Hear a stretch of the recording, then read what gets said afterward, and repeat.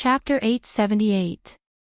The dazzling light shone down like it was daytime, firmly focused on them. Shit! Tang Jing secretly cried out and hurriedly looked around. Sure enough, the surroundings were already filled with people. The police with loaded guns had already surrounded the ruins so that not even a drop of water could trickle through.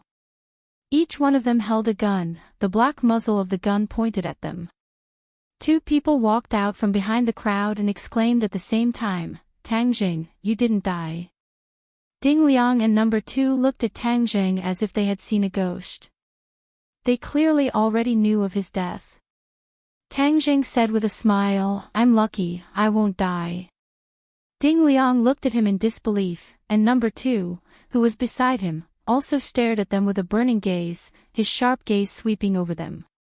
They were very clear that Tang Jing was resourceful and had many tricks up his sleeve. Perhaps he had used some method to deceive Rockefeller's people. Just now we searched once and clearly there was no one. How did you suddenly appear? Number 2 asked in a deep voice. Tang Jing had specifically left without stopping in order to avoid direct contact with them. He didn't think that they would come so quickly and coincidentally bump into them. Since things had already gotten to this point, he could only make up some nonsense and muddle through. Tang Jing pretended to be calm and said indifferently, "Qi, how can you understand the various abilities of a cultivator?" "I naturally have a way to escape." Number 2 looked at him with half trust and half doubt, as if trying to discern the truth of his words. Tang Jing was unmoved and looked at him indifferently. When their eyes met, it was as if there were invisible sparks in the air. Tang Jing's character was outstanding and in the end didn't reveal any flaws. Number 2 had no choice but to look away and change the question. "That strange roar just now, did you hear it?" "Of course I heard it." "Do you know what it was? Could it be that there are some monsters in the capital?" Tang Jing deliberately asked back. There was no need to deny this question. If they didn't hear it, it would instead arouse suspicion. That dragon's roar had practically spread through the streets of the capital. "I also wanted to ask you this question," Number 2 coldly said. Tang Jing pretended to be stunned and asked in puzzlement, "Why are you asking me? I've never heard of such a sound." "Oh, right, didn't the dragon group capture a lot of demonic beasts for research? Could it be those demonic beasts?" "How is that possible? Those demonic beasts have all been properly dealt with. Moreover, that voice clearly came from here." Number 2 pointed at his feet and said. Tang Jing shrugged, spread his hands, and said helplessly, "Then I don't know." "Then ask me something you know. Where are Li Xiaotian and Song Yu? What's with this explosion?" Number 2 asked, unwilling to give up. Tang Jing said without hesitation, "Do you still need to ask?" "Of course, the explosion was caused by Song Yu. That guy is crazy and tried to kill us with an explosion in the capital. He must have escaped long ago. You can't just turn a blind eye to it, right?" After pausing for a moment, he ambiguously continued, "As for Li Xiaotian, when the explosion happened, how could I care about anyone else? Perhaps she was killed by the explosion." "Killed by the explosion?" Number 2 and Ding Liang looked at each other. Both of them weren't too sure. The power of the explosion just now was indeed too great. A magnificent palace had been blown into ruins. How could a body of flesh and blood withstand such terrifying power? "Of course we won't let Song Yu go. Since he dares to act so recklessly, we will definitely arrest him and bring him to justice." Tang Jing faintly smiled, "Then I'll have to trouble you. If this kind of antisocial person is left in this world, he will only be a problem for society. Also, with Rockefeller acting like this, are you really going to ignore it? The higher-ups will have their own countermeasures. You don't need to worry about this. You just need to take care of yourself and don't cause any more trouble," Number 2 said. Tang Zhang's eyes flashed with thought-provoking sharpness, but he didn't promise the other. Instead, he said, I can't guarantee that. Rockefeller dares to kill me and use the people around me to threaten me. How can I just let this go? I will use all my power to keep them on this land. Number two's gaze turned cold, like a terrifying bolt of lightning. He stared unkindly at Tang Jing and said, Didn't you hear Ding Liang's order before? Don't mess with Rockefeller. Tang Jing dryly laughed a few times and said, This matter has nothing to do with me. Of course you guys don't care. But he came to kill me. If I leave this disaster behind, then wouldn't I and the people around me be in danger at any time? It's better to squash enmity than keep it alive. Some things can't be solved. Are you really going to turn the capital upside down? Number two took a step forward and approached Tang Jing. Before Tang Jing could make a move, Yen Padian had already taken the lead and stood in front of Tang Jing to protect him. He said, You guys can put yourself in Tang Jing's shoes and think about it. Is all of this his fault? If we don't work together to resist the enemy, wouldn't we be a joke to outsiders? However, number two was not afraid of Yen Padian, and said sternly, Elder Yen, have you thought it through? Could it be that your Yen family really wants to get involved in this mess? Yen Padian laughed out loud and said disapprovingly, Yen family swears to stand together with Tang Jing. Any person or power that dares to go against Tang Jing, the Yen family will definitely not sit idly by. When Yen Padian saw the five-clawed golden dragon, his confidence in Tang Jing soared to an unprecedented level. Of course, he would stand on his side without reservation. Although number two represented the authorities, and even the intentions of the higher-ups, he still supported Tang Jing without hesitation. Number two was overwhelmed with shock. He was very clear about the cautious style of these large families. Although the Yen family was the leader of the large families in the past and had great strength, they had never gone against the authorities. However, this time, he clearly supported Tang Jing, which was equivalent to standing on the opposite side of the authorities. Furthermore, Yen Padian was very clear about who exactly number two represented, but he still did not turn back. This couldn't help but shock number two. Could it be that Yen Padian thought so highly of Tang Jing that he didn't even give face to the authorities? Yen Padian did not care about number two's thoughts, he only looked at him firmly, indicating his firm stance. Number two coldly snorted, and did not comment. His gaze turned to Tang Jing and said, Tang Jing, you've caused such a big commotion, come with me, someone wants to see you. Tang Jing guessed that the chief definitely wanted to see him. Since the matter had become so big, it wouldn't be bad to test the other party's bottom line. Although even if the other party explicitly opposed it, he would still attack Rockefeller without hesitation. I'll go with you. Lan Yu said without hesitation, obviously afraid that his son would suffer. There were many experts in the inner palace, and Tang Jing was alone. It was truly risky. Only Tang Jing can go. Number two did not show any mercy, and looked deeply at Lan Yu. Of course he knew Lan Yu's identity. She was the wife of the previous martial sect master and Tang Jing's biological mother. Even if she threw away these identities, she was still a great master martial artist and was not someone to be underestimated.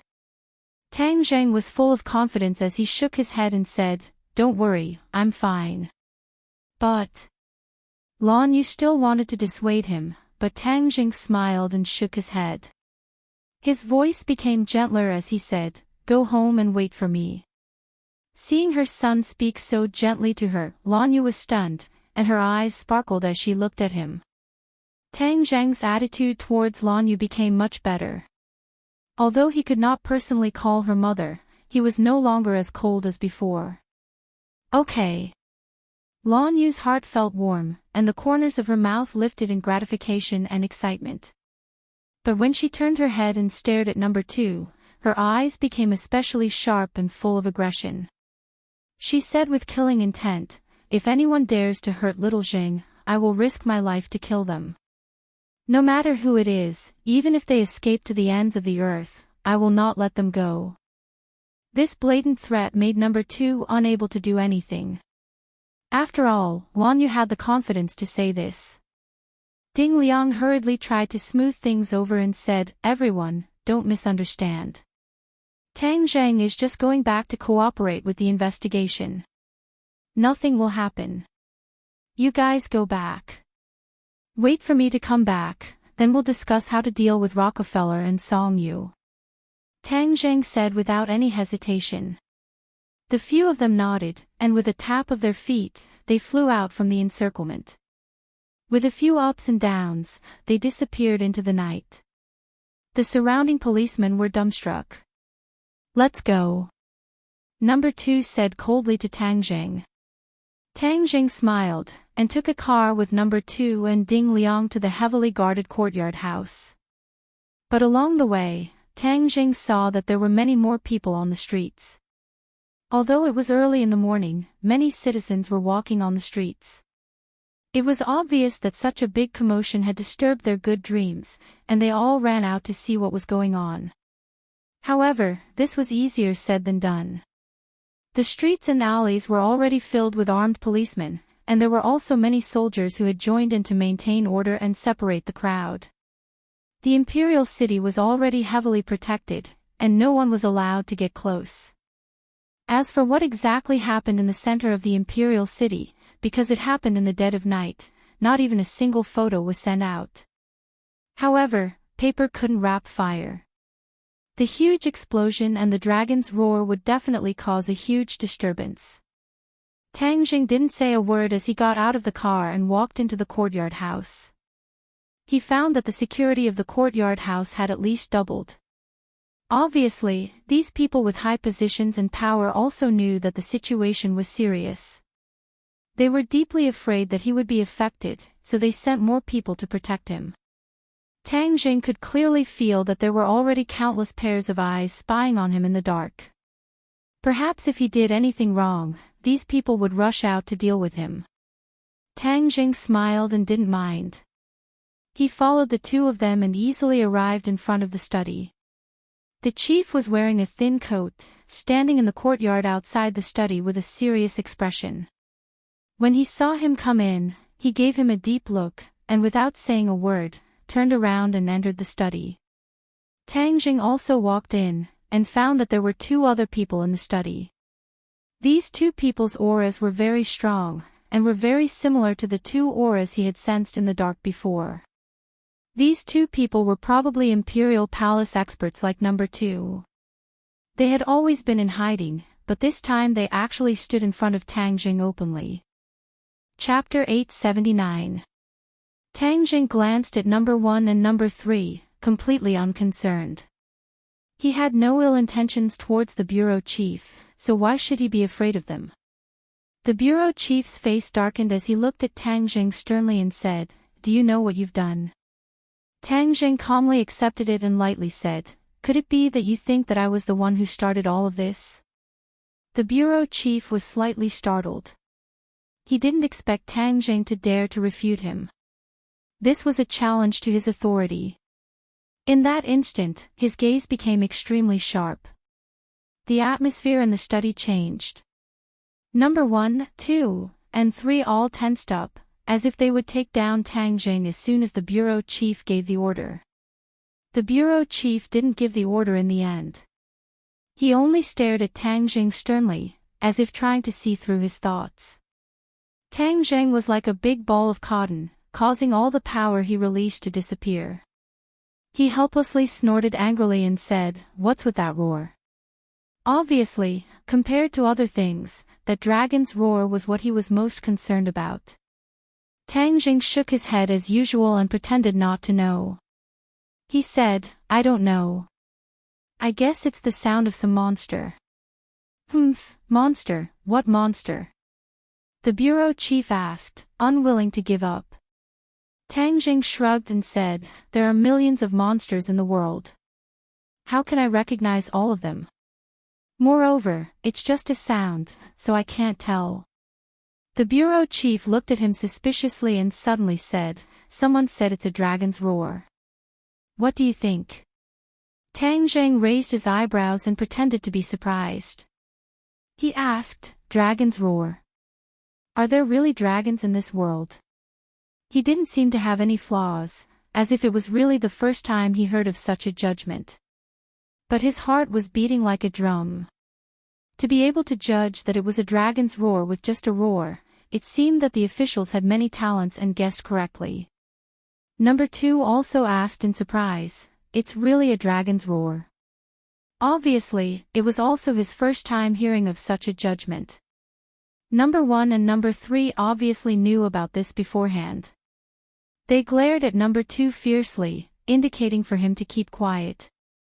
After number 2's interruption, the bureau chief's aura weakened a little, but he still persisted in asking, "You don't think it's the dragon roar?" "How would I know?"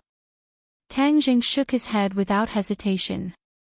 Could it be that dragons really exist in this world? The bureau chief didn't find any flaws and couldn't help but feel a little discouraged. Tang Zhang was like an airtight wall. No matter how strong the wind was, it couldn't penetrate through. Tang Jing did not give up and asked, "If there really are dragons in this world, it would be a huge discovery." "Dragons are real." The bureau chief continued, "This is clearly recorded in ancient documents, but it's very confidential and not known to outsiders." Tang Jing pretended to be enlightened. "I see. That dragon roar came from the palace. Don't tell me you didn't discover anything else." Tang Jing shook his head. "At that time, all I cared about was avoiding the explosion. I didn't even have time to run for my life.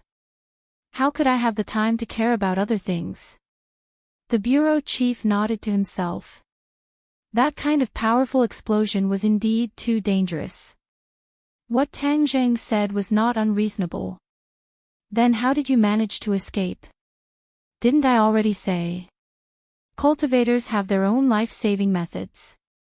I'm very curious, so I want to listen and broaden my horizons."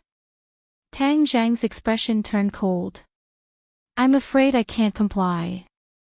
If my life-saving methods are made public, how can I survive in the future?" "Not saying. Could it be that you want to go against us and are afraid that we will use this method to deal with you?" Tang Zheng was stunned. This question was not easy to answer. The other party was obviously testing him. Since he had chosen to be tough, he couldn't compromise midway. Otherwise, he would be forced into a dead end by the other party. Tang Jing smiled faintly. "Why would I go against you? However, in this world, one must always be vigilant against others. Moreover, there are too many people, and it's hard to avoid leaks. So, forgive me for not being able to comply." The other 3 instantly stared at Tang Jing with unfriendly expressions, as if they couldn't wait to attack immediately. However, the bureau chief calmed down. He had already tested Tang Zheng's bottom line, so he didn't dare to take another step. "Don't dare." When he thought of this word, he couldn't help but find it funny and sad. He was a superior above millions of people, but he had to care about the feelings of a young man. It was really ridiculous. Although he was helpless, he had to admit that this was the truth. Tang Jing saw the intention to retreat from the bureau chief's eyes, and a trace of joy flashed through his heart. It seemed that his tenacious persistence was fruitful. "I heard that you don't intend to bury the hatchet with the Rockefeller family." The bureau chief changed the question. Tang Jing sneered. "Bury the hatchet, do you think it's possible?"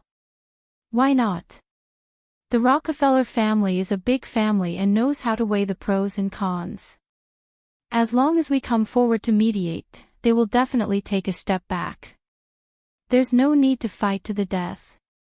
Young man, take a step back and you'll have a better view." Tang Jing shook his head without hesitation. "It's none of my business.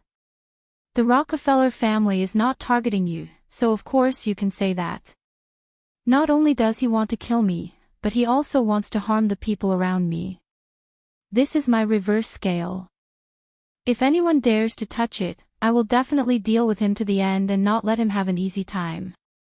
After a slight pause, he emphasized his tone and repeated, anyone. Of course, this anyone was not limited to the Rockefeller family, but also included other people. The people in front of him were no exception. This was a resolute expression of his attitude. This kind of behavior was undoubtedly very provocative, especially for such a person with such a high position and power. The bureau chief's face changed instantly. It became gloomier and more serious. His sharp gaze was like a knife, about to pierce through Tang Jing. But Tang Jing did not retreat at all. After experiencing the Rockefeller family incident, he became cautious and wanted to strangle all possible dangers in the cradle. It didn't matter if they dealt with him, but if they dared to target the people around him, then he would definitely be angrier and fight to the death with them. The bureau chief understood the deep meaning in Tang Zhang's words. That was why he was so angry. He was threatening him to his face. He really wanted to flare up and have someone arrest Tang Jing, but after all, he was not a 3-year-old child. He was very good at weighing the pros and cons. At this moment, having an enemy like Tang Jing was definitely not a good thing for him. So, he took a few deep breaths and finally suppressed the anger in his heart. He looked at Tang Jing and said, Rockefeller is not so easy to deal with. If you cause such a big disturbance again, then I won't sit back and do nothing. That's not up to me. You know what kind of people the Rockefeller family is. Bats, werewolves, these guys will definitely cause panic when they appear in public. This is not something I can control. Actually, I have a very good suggestion. You find Rockefeller's people, and then I'll deal with them myself. It's better for everyone to end this matter early. Although Tang Jing knew Rockefeller's hiding place from Li Xiaoyan's mind, with such a big commotion in the imperial city this time, Rockefeller was not stupid. He must have moved long ago. If there was official assistance, it would definitely be twice the result with half the effort. These people who were hiding their heads and tails would definitely not be able to escape. However, the bureau chief shook his head firmly. No. Even though Tang Jing felt a bit regretful, there was nothing he could do. He shrugged his shoulders and said, then I will dig 3 feet into the ground to find them. However, if the commotion is too big, then don't blame me. Impudent. Number 1 suddenly shouted, his eyes glaring angrily. The corners of Tang Zhang's mouth curled up in a cold smile. He met Number 1's eyes and said, what do you want? Tang Jing, are you still from Huaxia? How dare you be so rude to the bureau chief? Number 1 scolded. Tang Jing laughed loudly. If I'm not from Huaxia, why would I be standing here? When my life and the lives of my family were threatened, where were you? Now you're here to question whether I'm from Huaxia. What right do you have? Or, let me ask you bluntly, who do you think you are? This attitude was undoubtedly arrogant to the extreme, as if he was scolding the locust tree. But what he said was not without reason. Tang Zhang was a young man, so he had the hot-bloodedness of a young man. If he acted like an old and wise person in everything, then there would be a problem. Tang Zhang had experienced so many big and small battles, so the hot-bloodedness in his bones was very strong. It was just that he had been deliberately suppressing it. Now that it was stimulated by Number 1's questioning, the atmosphere became very tense, as if both sides could start fighting at any time. Number 1's face turned red from the questioning, and he muttered, the country has its own considerations. How can you sacrifice the interests of the whole for your own personal interests? I don't care about the interests of the whole, I only care about myself. Only when I'm not threatened can I care about others. Moreover, without an individual, how can there be a whole? Tang Zhang was very eloquent and was not something a martial artist like Number 1 could compare to. For a moment, Number 1 was refuted until he was speechless. The bureau chief's expression was uncertain, and he kept staring at Tang Zhang. Seeing Tang Zhang's hot-bloodedness, he was not surprised. This so-called hot-bloodedness, to him, was just the impulsiveness of a young and ignorant person. If a young man was too mature and wise, and too shrewd, this was what he was most afraid of. Looking at the impulsive Tang Jing, he felt a sense of relief. Young people. There was a limit to their shrewdness, so they were easy to deal with. For a moment, he could not help but feel relieved. He threw this conflict to the back of his mind and waved his hand, indicating that the two of them should stop talking. After this incident, he believed Tang Zhang's words a little more. After all, the dragon was a legendary existence. How could Tang Zhang have the ability to meet a dragon? Moreover, if he really met a dragon, could he still survive? Dragons were noble and mysterious, but it was said that they were violent by nature. Tang Zhang did not have the ability to make a dragon treat him differently. After thinking through all this, the bureau chief's expression turned from dark to bright, and a smile appeared on his lips. He softened his tone and said, "After all, Rockefeller is closely related to the Atlantic Empire. The government will not step in. This will cause more conflict. As for you, we can't do anything about it." Chapter 880. Hearing this, Tang Zhang was actually very happy. If the officials did not interfere, this would be the most beneficial situation for him. "Thank you very much." However, in the end, this matter was started by the Azure Dragon Palace, so the officials should deal with the Azure Dragon Palace even more. Tang Zhang took the initiative to mention the Azure Dragon Palace to test the other party's reaction.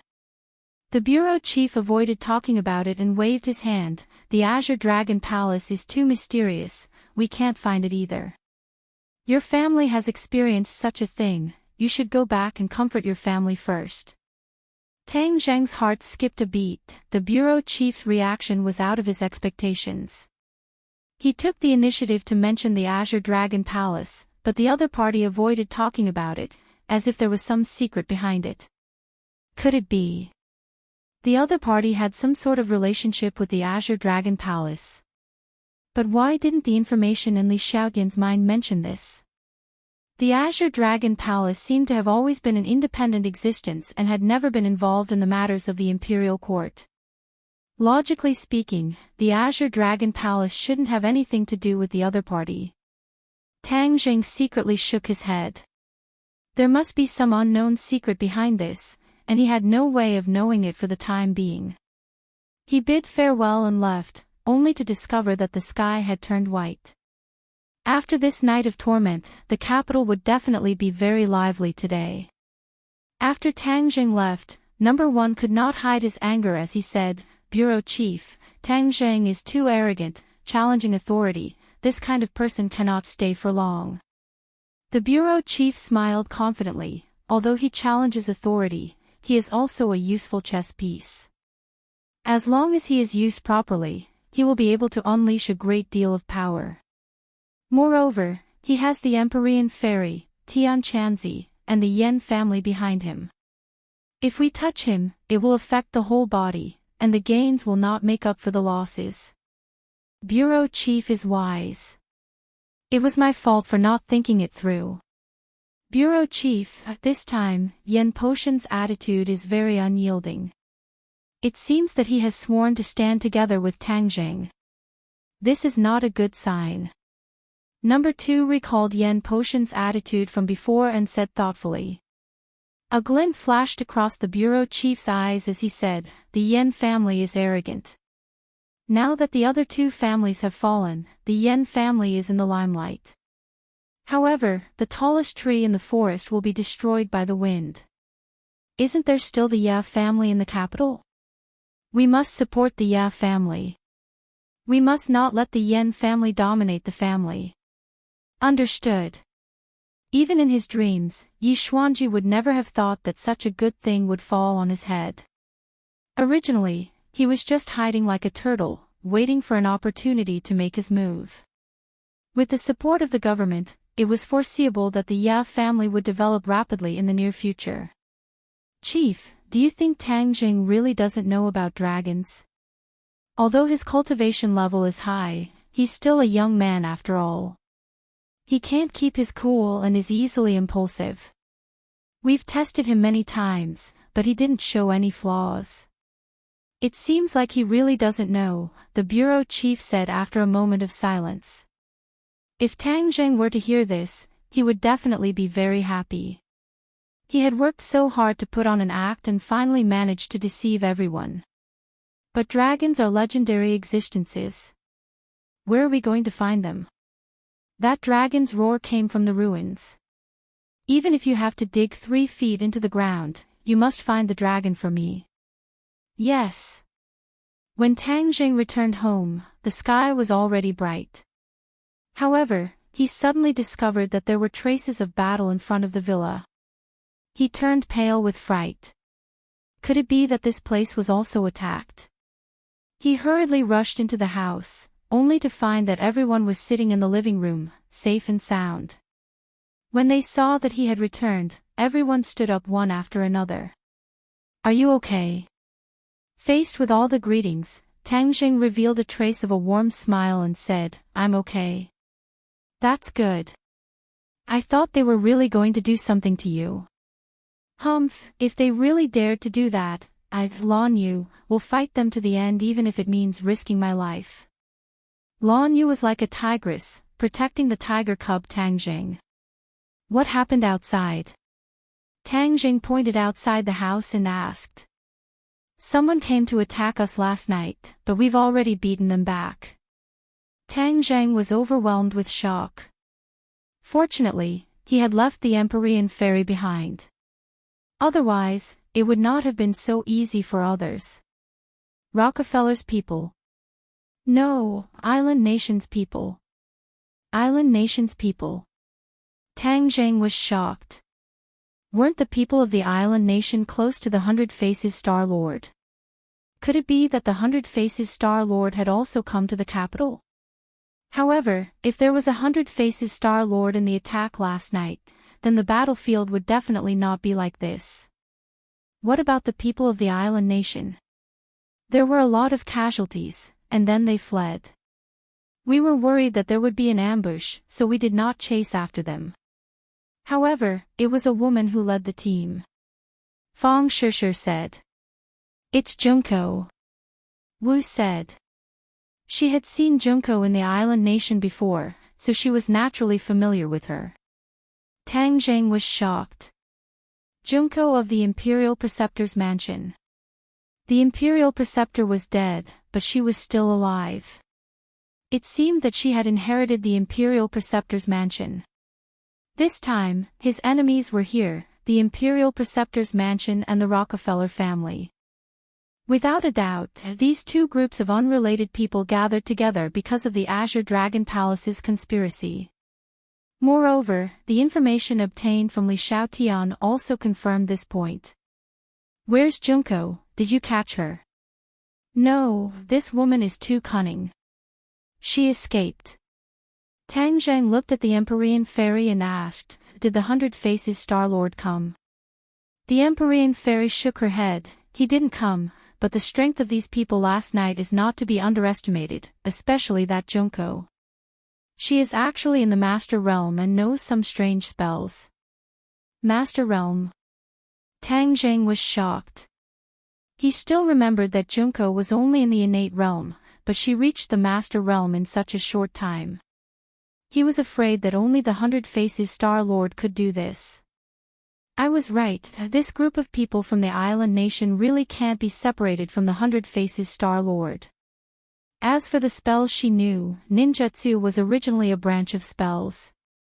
It was very shallow, but with the 100 Faces Star Lord, all of this would naturally change, so it was not surprising that Junko knew some strange spells.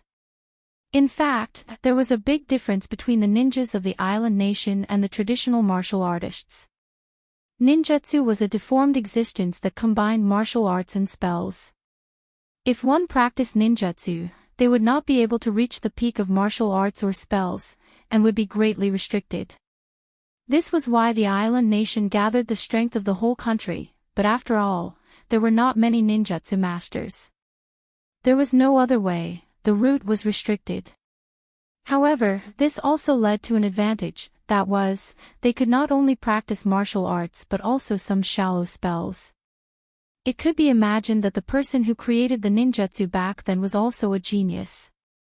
However, with the 100 Faces Star Lord, this situation would definitely be broken. He would teach these people authentic spells, so they would gradually abandon their identity as martial artists and turn into cultivators. However, there was still a problem with the foundation of these people, so even if they cultivated authentic spells, it would be impossible for them to achieve much, unless their talent was extremely outstanding. As long as everyone is fine, it's fine. It seems that we have another mission this time. Not only do we have to find Rockefeller, we also have to find this group of island nation monkeys. Tang Jing said. Yen Padian patted his chest, and said confidently, Tang Jing, don't worry, our people have already spread out, and even if we want to find a needle in a haystack, I will still fish them out, not to mention that they are not even needles. The most important thing is to prevent them from escaping. Since they have barged in, then we must close the door and beat the dog, catching a turtle in a jar. We definitely cannot let them escape. Tang Zheng said as he clenched his fists. Don't worry, even if I have to risk my life, I won't let them succeed. Although Yan Padian had experienced an entire night of turmoil, his face was flushed red, as if he had regained his youth. He was extremely excited. Obviously, this was the after effect of seeing the 5-clawed golden dragon. Tang Jing saw Yan Qingyi in the crowd and was surprised that she was here. He nodded slightly at her. Yan Qingyi nodded in return and asked the question in everyone's heart, Tang Jing, how did you come back from the dead? Seeing that everyone was looking at him curiously, Tang Jing laughed and said, I didn't come back from the dead, I just entered a state of near death. Fortunately, Xiaobai helped me and gave me a pill, so I was pulled back from the gates of hell and caught them off guard. Only then did everyone pat their chests. So that was how it was. If a person really came back from the dead, that would be too inconceivable. Yan Qingyi's face reddened. She had predicted that Tang Jing was dead and then came back to life. She was completely wrong. What he saw in his prophecy was only a picture, so he did not know all the information. Naturally, there would be discrepancies in his deductions. But even so, everyone was still afraid. After walking through the gates of hell, if they were the slightest bit careless and made a mistake, then it was really possible for them to step into the gates of hell and never return. When Mu Hongyan thought about it, she felt a lingering fear in her heart, but she was also incomparably moved. Although Tang Jing did not really commit suicide, such an action still made her extremely grateful. Tang Jing, thank you. In her excitement, she actually threw herself into Tang Jing's embrace without hesitation and hugged him tightly. Ugh! Everyone fell into silence as they watched all of this with their mouths agape. Mu Hongyan was not a young girl like Fang Shishir, so such an action was somewhat unexpected and even out of line. But at this time, no one raised any objections. Tang Jing was suddenly startled and somewhat embarrassed. His mind could not help but recall the bits and pieces of the past with Mu Hongyan. Her mature body was completely different from Fang Shishir and the others. She was like a ripe peach that could drip water with a light pinch. Just a little contact and feeling the amazing elasticity under her clothes could make one's imagination run wild. Mu Hongyan felt the warmth of his embrace and her heart beat rapidly like a little girl in love for the first time. There was a feeling of butterflies in her stomach. Her face suddenly turned red, and she shyly thought, why am I like this? I am not a little girl anymore. Only then did she realize how abrupt her action was. Everyone must be looking at her. However, how good would it be if she could always lean in this warm and broad embrace? To have such a person accompany and protect her, for any woman, it would be the greatest happiness in her life. Why would I think about this? I am a few years older than him, and I am also the mother of his child. How can I let my imagination run wild, shameless? She fiercely criticized herself in her heart and quickly let go of Tang Jing. She pretended to be calm and said, "Tang Jing, thank you for risking your life to save me." Chapter 881. Yen Padian and Yen Qingyi bid farewell and left to search for the whereabouts of Rockefeller and the people of the island nation. Tang Jing returned to his room alone to rest. The others had been in a state of fear for the entire night. In addition, they had gone through a great battle. They were all exhausted and returned to their rooms to rest. Yi Dingdang did not go home, but chose a room to stay in. Therefore, even though the sky was already bright, the villa was still quiet. Mu Hongyan sat in front of the dressing table and looked at herself in the mirror. When she recalled the scene just now, her cheeks couldn't help but turn pink, like a shy young girl. No one has ever been willing to sacrifice their life for me. Even Nana's father was unable to do this back then. Could it be that Tang Jing has some thoughts about me? When she thought of this, she was actually not angry. She was only a little flustered and at a loss. I'm no longer a little girl. I'm already old, how can I compare to a young girl? She looked at herself in the mirror. In fact, she was still as beautiful as ever. Her skin was as white as snow, and her mature charm was unstoppable. What am I thinking about? I really don't know shame. She rubbed her cheeks and suppressed the charming thoughts in her heart. She took a deep breath and barely managed to regain her composure. Tang Jing didn't even eat breakfast before going to rest. It's not good for his health. Moreover, after a great battle, he consumed a lot of energy. I'll go make some food for him. She went to the kitchen, cooked a bowl of fragrant noodles, and brought it to Tang Jing's door. All the girls lived upstairs, and only Tang Jing lived alone on the first floor. Therefore, no one else noticed what she had done. Standing in front of Tang Jing's door, she couldn't help but feel a little flustered. She patted her chest a few times to indicate that she had calmed down, and then gently knocked on the door. Who is it? Tang Jing's voice immediately sounded. It was obvious that he had not fallen asleep yet.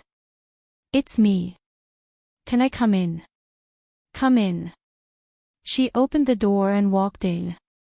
She saw Tang Jing bare-chested and wearing shorts. Tang Jing's figure was very good, and his 8-pack abs were very eye-catching. Although Mu Hongyan was experienced, seeing this body made her heart beat faster.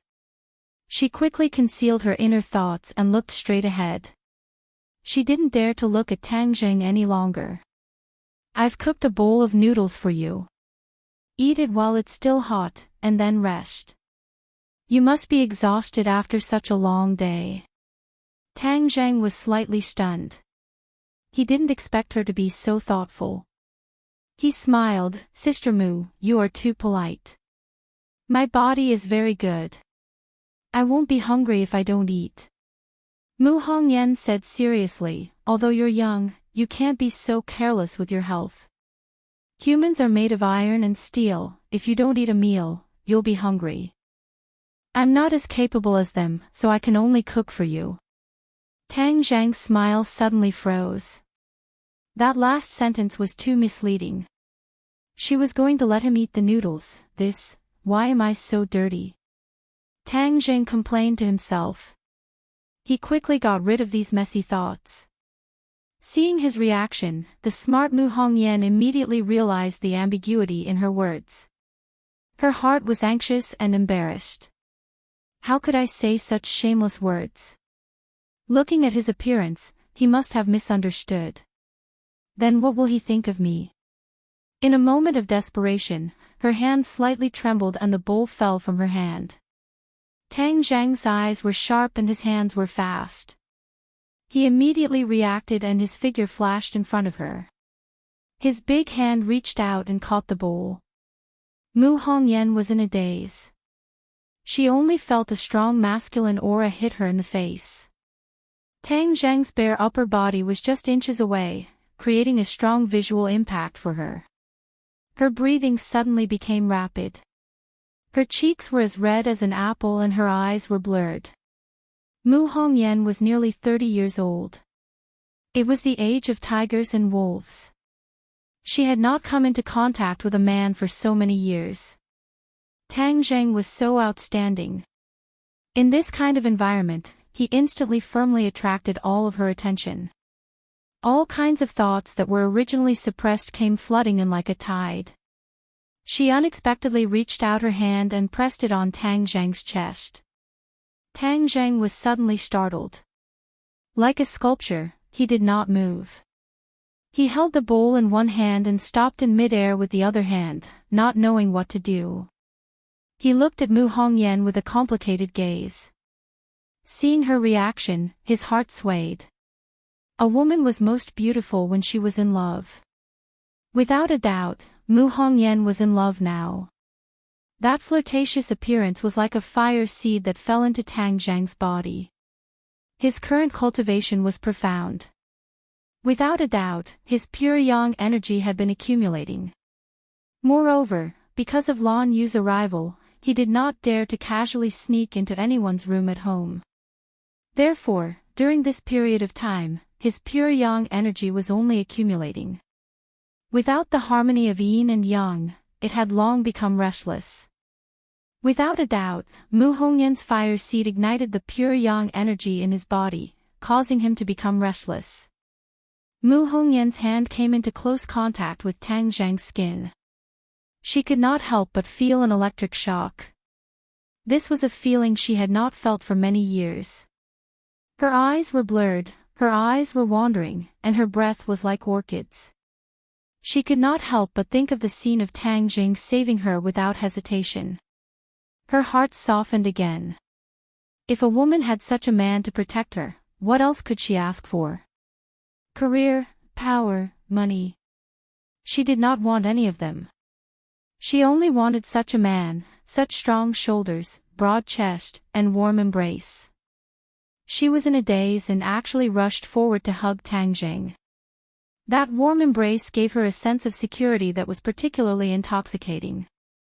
Although she had a high position and was a strong woman, she had not felt safe for many years. Ever since Tang Zheng appeared and saved Nana, her life gradually became safe. No matter what she was worried about, as long as she saw Tang Zheng, she would feel exceptionally safe. No matter what difficulties she faced, Tang Zheng would solve them. When she was captured by Rockefeller, she could not get rid of Tang Zheng's figure in her mind. She had a faint expectation that Tang Zheng would definitely come to save her. Later, her dream came true. Tang Zheng really did come to save her, and in a tragic way, he sacrificed his own life. At that time, she was completely moved. At that moment, she was completely captivated by Tang Zheng. At this moment, hugging Tang Zheng and feeling the warmth from his chest and his strong heartbeat, she finally understood her thoughts. Her heart no longer belonged to herself, because it was filled with Tang Zheng. Being hugged by such a hot woman, Tang Zheng could not bear it. With a wave of his hand, the bowl flew steadily to the table next to him, and he carefully hugged her with both hands. Feeling the response of Tang Zheng's hands, Mu Hongyan's dry heart seemed to be injected with rain, and her body and soul were full. Her body gradually heated up, and she hugged Tang Zheng tighter with both hands. Reluctant to let go, she said as if in a dream, "Tang Zheng, in order to save me, you did not hesitate to sacrifice yourself." I. For a moment, thousands of words came to her mind, but she did not know where to start. There was a voice in Tang Zheng's heart that shouted loudly, "I want her." His hand could not help but support her waist. Her waist was very thin, soft, and amazingly elastic. Mu Hongyan's hand rubbed Tang Zheng's back, which aroused the fire in Tang Zheng's head. He lowered his head and kissed her red lips. Like dry wood meeting a raging fire, the two of them were burning. Mu Hongyan had her own unique advantages. Like a ripe peach, she could especially tease men's heartstrings. Tang Zheng was no exception. In the face of such temptation, he could not resist at all. Mu Hongyan's kiss was very intense. It was completely different from Fang Shishir and the others. It was as if she could mobilize every cell in Tang Zheng's body and stimulate every nerve in his body. After a long drought, her heart and body eagerly hoped to be nourished by Tang Zheng. Tang Zheng's pure yang energy completely broke out. The strong masculine aura intoxicated her, and their hands were not willing to give up on the status quo. Tang Zheng's hand had already drilled into her clothes. In the summer, she wore cool clothes. Mu Hongyan felt her whole body stiffen. Two big hands had already invaded her body. Usually, when she walked on the street, she was very disgusted by the aggressive and hot eyes of other men. But for Tang Zheng, she only liked him. She also had a faint expectation that he would be more intense. Tang Zheng was preparing to attack the city and take over the land. Suddenly, there was a knock on the door. Tang Zheng, I have something to talk to you about. It was the Empyrean fairy's voice. As if a bucket of cold water had been poured over their heads, the two of them calmed down in an instant. They looked at each other and were very flustered. Mu Hongyan released him as if she had been electrocuted. Tang Zheng's hand also reluctantly withdrew. Looking at the red face of Mu Hongyan, the fire in his heart kept burning. He gritted his teeth hatefully. Why was the Empyrean fairy so annoying? It was wrong to disturb someone else's good time. Mu Hongyan's heart still had a lingering fear. There were other people in the house, and one of them was Tang Zheng's official girlfriend. If she was caught doing this, how could she face them? How could she face others? She quickly tidied up her clothes and adjusted her breathing. However, the deep affection in her eyes could not be concealed. Bang! The Empyrean fairy seemed to be impatient and directly opened the door and walked in. Why are you here? The Empyrean fairy looked at Mu Hongyan suspiciously. Mu Hongyan felt guilty and did not dare to look at the Empyrean fairy. She was afraid that she would find out something was wrong. She lowered her head and said, I cooked a bowl of noodles for him. Tang Zheng, after you eat, just bring the bowl to the kitchen. After saying that, she hurriedly walked out without looking back. The fairy of the 9 heavens looked at her back with suspicion, as if she was deep in thought. Tang Zheng quickly diverted her attention and asked, Why are you looking for me? I forgot to ask you just now. What is the deal with Yan Qingyi's prophecy technique? Last night, she had a long talk with Yan Qingyi. Yan Qingyi had told her about the prophecy technique. However, the Empyrean fairy was not satisfied. She thought that Yan Qingyi was still hiding something, so she wanted to get more information from Tang Zheng. The flame on Tang Zheng's head was still burning. Mu Hongyan had slipped away. She only cared about killing and not burying. This made him suffer. Seeing the Empyrean fairy staring at him, he knew that he could not easily send her away. Otherwise, she would definitely make wild guesses and perhaps discover the truth. He picked up the noodles and ate while absent-mindedly dealing with the Empyrean fairy. Mu Hongyan ran back to the room. She leaned against the door and felt weak all over. She could barely stand. Chapter 882. Tang Zheng didn't know what happened after Mu Hongyan returned to her room. He was busy dealing with the Empyrean fairy. She was extremely interested in prophecy and kept on asking him questions. Tang Zheng actually didn't know much about prophecy. He gave a general explanation, but it was all from what Yan Qingyi had told the Empyrean fairy. She didn't get anything and was very unwilling to give up. She stared straight at Tang Zheng, as if trying to see through the truth in his words. Tang Zheng had no choice but to spread his hands. That's all I know. She said you were the savior in her prophecy. She should be wrong. Her latest prophecy has already refuted this point of view. I'm not some savior. In any case, you played a big role in it. And from her description, it seems that the prophecy happened at Mount Buzhou. Tang Zheng nodded. There was no need to hide this. He said openly, didn't you also go to Mount Buzhou to take a look? Did you find anything new with her prophecy? I'll investigate it myself, the Empyrean fairy said. Apparently, she didn't find anything new for the time being. Alright, I've finished my noodles, so I'm going to rest. Tang Zheng carried the bowl into the kitchen, leaving the mysterious maiden of the 9 heavens to return to her room in deep thought. Tang Zheng returned to his room and lay down. His heart was 9, but the flames in his heart were still restless. He looked down and found that a tent had already been set up.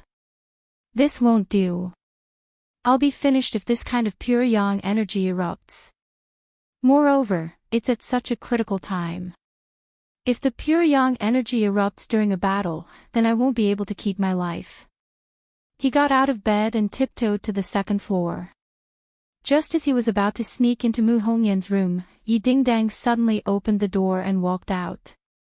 Oh no! Tang Jing cried out inwardly, but there was no way he could retreat. He could only brace himself and ask, "Why aren't you resting?" "I'm not used to a new bed." "What are you doing?"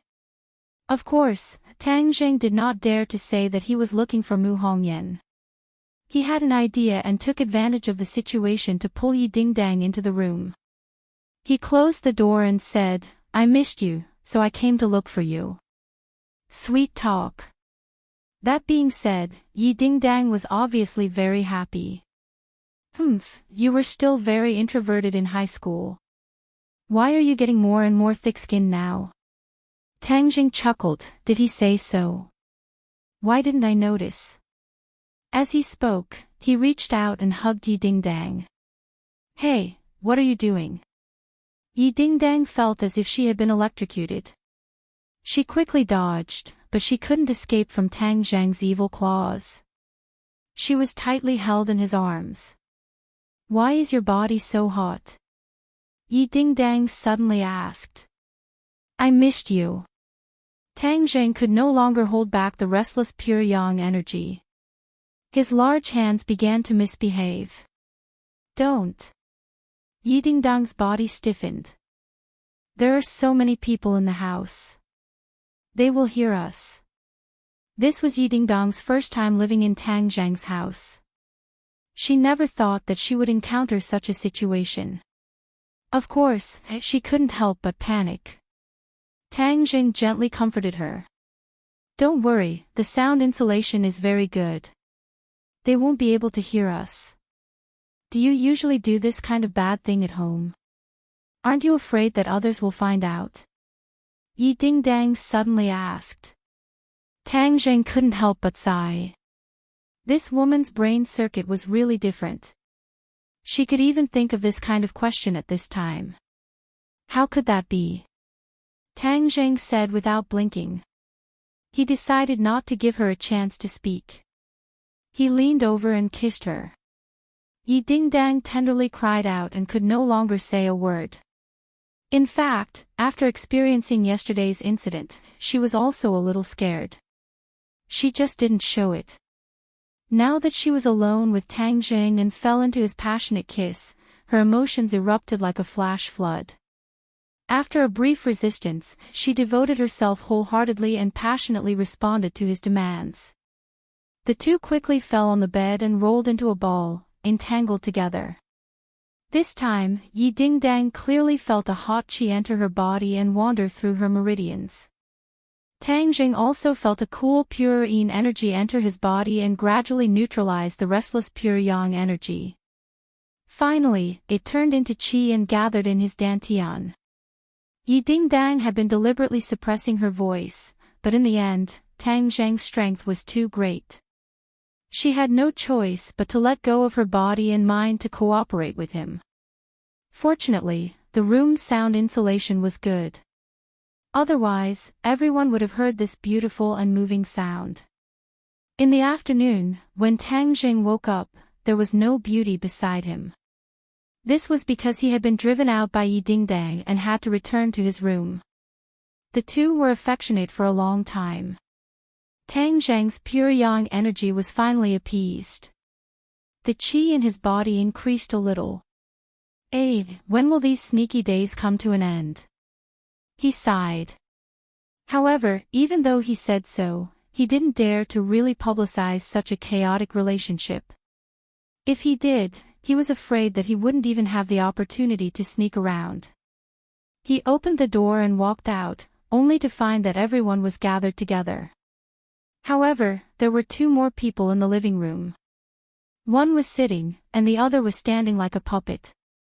"Hey, Tian Chanzi, why are you here?" Tang Zheng asked curiously. His gaze involuntarily fell on the standing person. Huang Xiang. This was once a hedonistic young master. However, in the end, he was taken in as a puppet by Tian Chanzi. He also followed Tang Zheng for a period of time, but was later taken back by Tian Chanzi.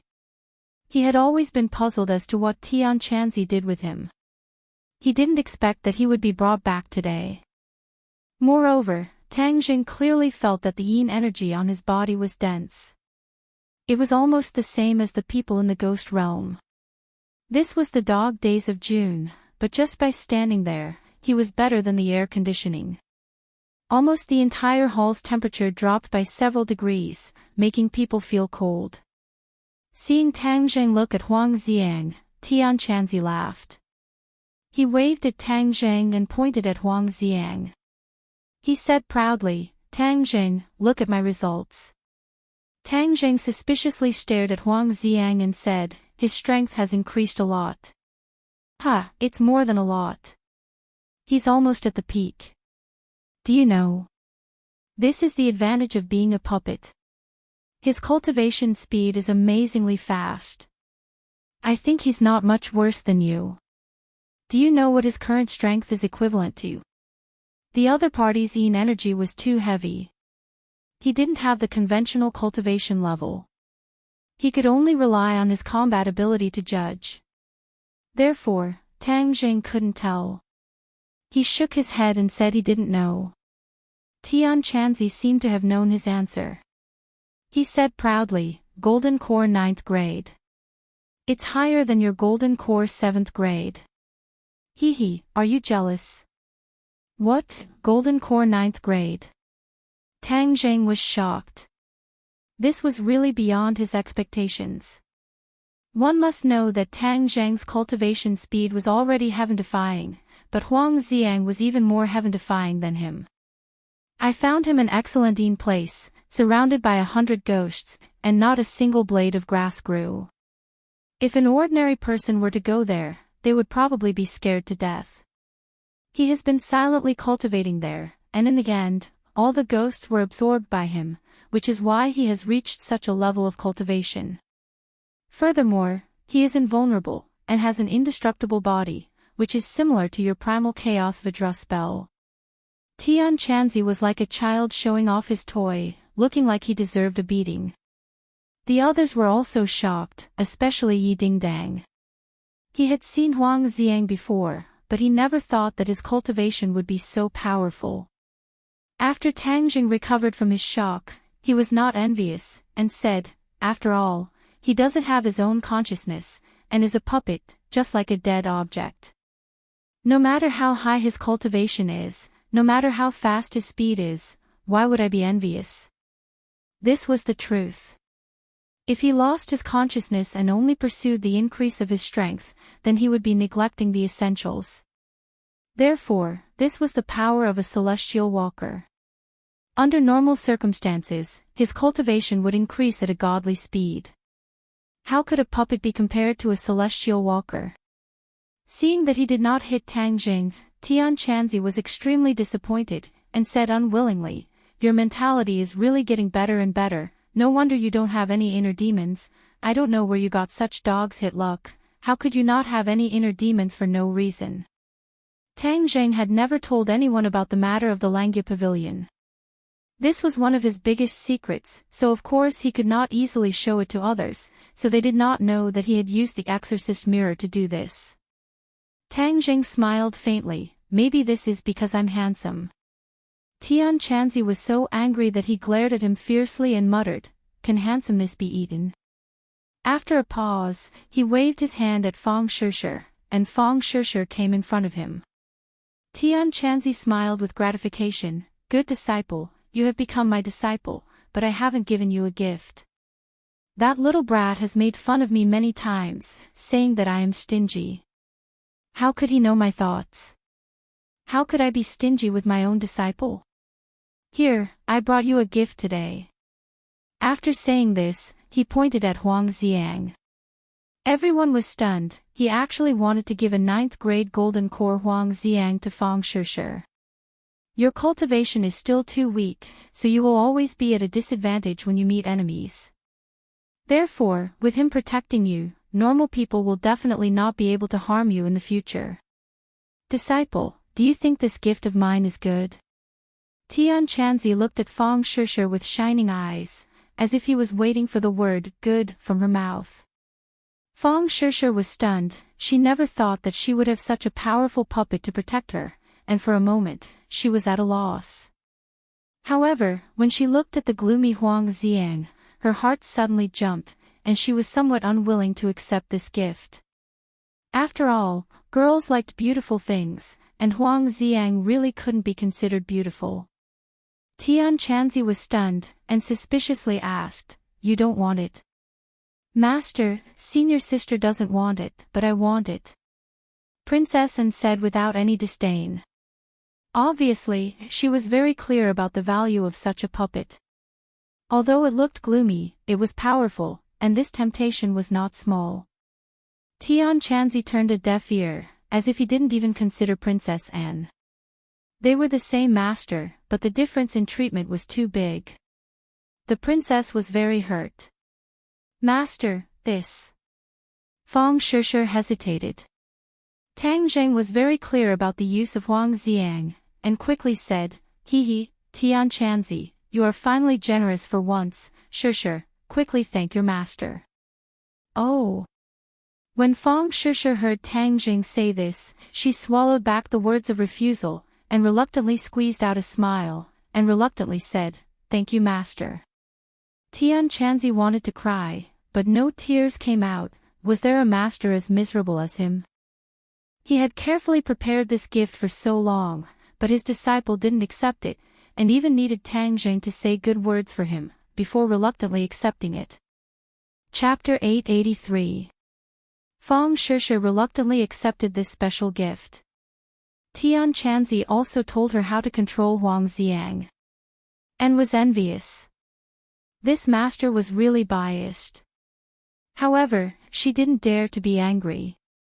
Instead, she smiled and asked, "Master, do I have a gift?" Tian Chanzi awkwardly coughed and said, "Master hasn't thought of what to give you yet.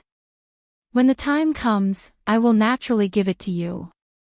He accepted Princess An's crystal. Of course, he couldn't go back on his word. He couldn't help but feel a little embarrassed for being biased. And was very disappointed and unhappy. "Good disciple, master will definitely find a very good gift for you." "That's right, does your father have any more crystals?" Tian Chanzi tested the crystal and experienced the magic of the crystal, so he wanted a few more. Princess An hesitated and said, "Father said that he doesn't have any more." That's a pity." Tian Chanzi sighed. Although he said that, he didn't believe that she didn't have any more. This kind of crystal was a foreign object. It couldn't be that there were only 2 of them. The other side must have hidden it, but he was too embarrassed to ask for it. After all, he was still An's master. He had to maintain a little of his master's image. 7 Tian Chanzi didn't want to continue the topic of gifts. He quickly changed the topic and said, "Tang Zheng, this time Rockefeller and the island nation came to find trouble with you. Do you need my help?" Tang Zheng thought about the power of the ancestor. He nodded and said, "It's best if you stay and help. I guess there should be news in a day or 2. This group of people are like turtles shrinking their heads. But the capital is already like an iron can. They can't escape." Tian Chanzi didn't put Rockefeller in his eyes. He disdainfully curled his lips, "A group of filthy things that can't enter the hall of elegance." Don't put them in your heart. However, I heard that you captured that girl, Li Xiaotian. You should have used the soul-searching technique to find out about the Azure Dragon Palace Hall, right? Tang Zheng had already sorted out the information earlier. He nodded and said, of course, we've gained a lot this time. I was just about to tell everyone about it. The Azure Dragon Hall is extremely mysterious, and we already know its exact location. Therefore, when the matters in the capital are settled, we will immediately go to the Azure Dragon Hall. This organization has been hiding mysteriously for so many years, and it is finally time to uncover its mysterious veil and expose it to the light of day. Hearing this, Tian Chanzi said excitedly, I've always wanted to meet the Azure Dragon Palace, but these guys are like rats, hiding in the dark corners and never showing themselves. I'm also helpless. After a slight pause, he asked again, other than the address of the Azure Dragon Hall, what else is there? Li Xiaotian knows a lot of things about the Azure Dragon Hall, but she still doesn't know the true core. For example, the High Lord's true appearance, because he has always been wearing a mask. However, there is one thing that we didn't expect. The Azure Dragon Hall is divided into 3 groups. One group is the martial organization, Li Palace, and Sword Pavilion. The other group is the Flying Guillotine. This is an extremely powerful group of assassins, and we have already seen them in the 100,000 Mountains. At that time, we killed the Flying Guillotine's group and almost wiped out the majority of them. I thought that the Flying Guillotine was almost completely destroyed by us, but now I understand that my thinking was too simple. How is it too simple? Not only Tian Chanzi, but even the Empyrean fairy pricked up her ears. The Flying Guillotine's numbers are far more than that. That is only a part of it. In other words, we haven't destroyed the Flying Guillotine's core. Tang Zheng said in a heavy tone. Those are all martial scholars. Could it be that the Azure Dragon Hall has nurtured so many martial scholars? Tian Chanzi was extremely shocked. He now understood the original composition of this world. There shouldn't be so many martial scholars. That is the truth. Li Xiaotian's information confirmed this point. As for how many members there are in the Flying Guillotine, even Li Xiaotian doesn't know. Tian Chanzi's thick eyebrows twitched, and said, this Azure Dragon Hall is really powerful. Just what kind of person was New Era, who created the Azure Dragon Hall? Tang Jing also couldn't imagine it. However, since the other party was able to expel all the cultivators in this world, it was enough to show how powerful he was. Then what about the third group? Empyrean Fairy asked. The third group is the Azure Dragon Hall's consecrators. Actually, we have already seen them. The fair-faced flying dragon is one of them. Right now, the Azure Dragon Hall has a total of 3 great consecrators. Other than the fair-faced flying dragon, there is also the Elder Angler. The last one is very mysterious. It is said that she is a woman. Even Li Xiaotian has never seen her before. These consecrators are very powerful.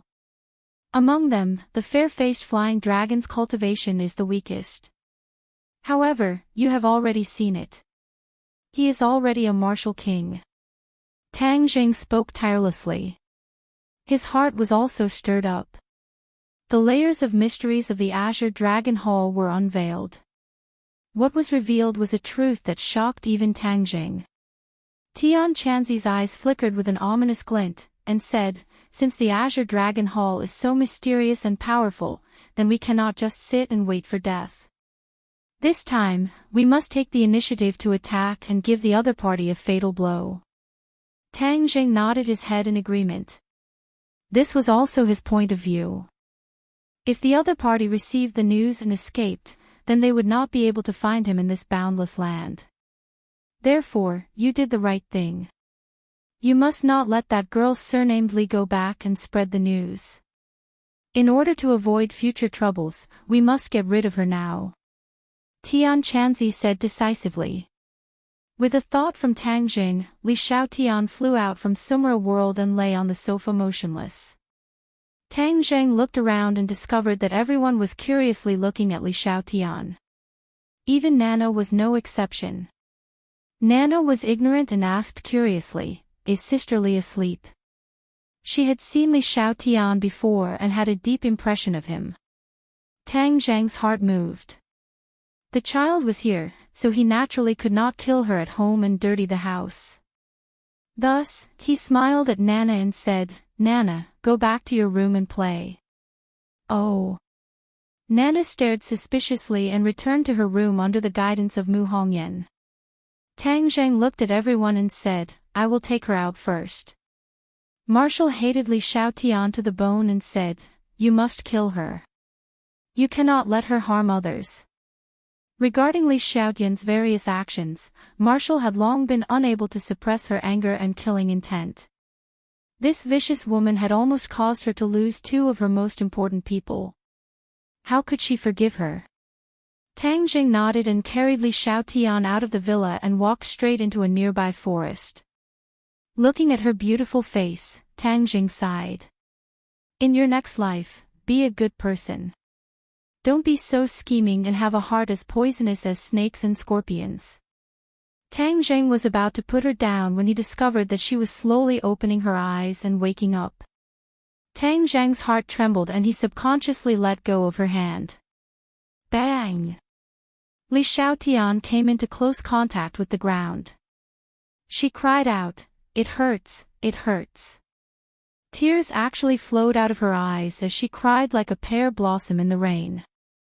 Tang Zheng was shocked as he looked at her in disbelief. Didn't she become a fool because of the soul-searching technique? How could she still cry out in pain so clearly and even cry? Especially that gaze just now, it was incomparably clear, like a baby's eyes, without any impurities or emotions. This was completely different from the dim and unfocused eyes of a foolish person. Tang Zhang's heart jumped. Could it be that something unexpected had happened? However, his strength was much higher than Li Xiaotian's, so he was not worried. Even if there was a problem, he could personally take care of her. Li Xiaotian cried as she wiped the tears from her eyes. She turned her head and looked at Tang Jing with a wronged expression and said, "Why did you throw me to the ground? It hurts." Her eyes were red and she had a pitiful look on her face. Tang Jing did not dare lower his guard. He coldly snorted and said, "Stop pretending. How can this amount of pain be considered?" He was already certain that Li Xiaotian had not become a fool. Vampires would not become foolish under his soul-searching technique, so the after-effects of the soul-searching technique could not be lumped together. It was just that most people would become foolish, and a small portion would be less affected. "You say I'm pretending. How can this be an act? You can try it yourself if you don't believe me. My butt really hurts." She gently rubbed her butt as she mumbled. "Li Xiaotian, at this point, you can stop acting," Tang Zheng said coldly. "Li Xiaotian.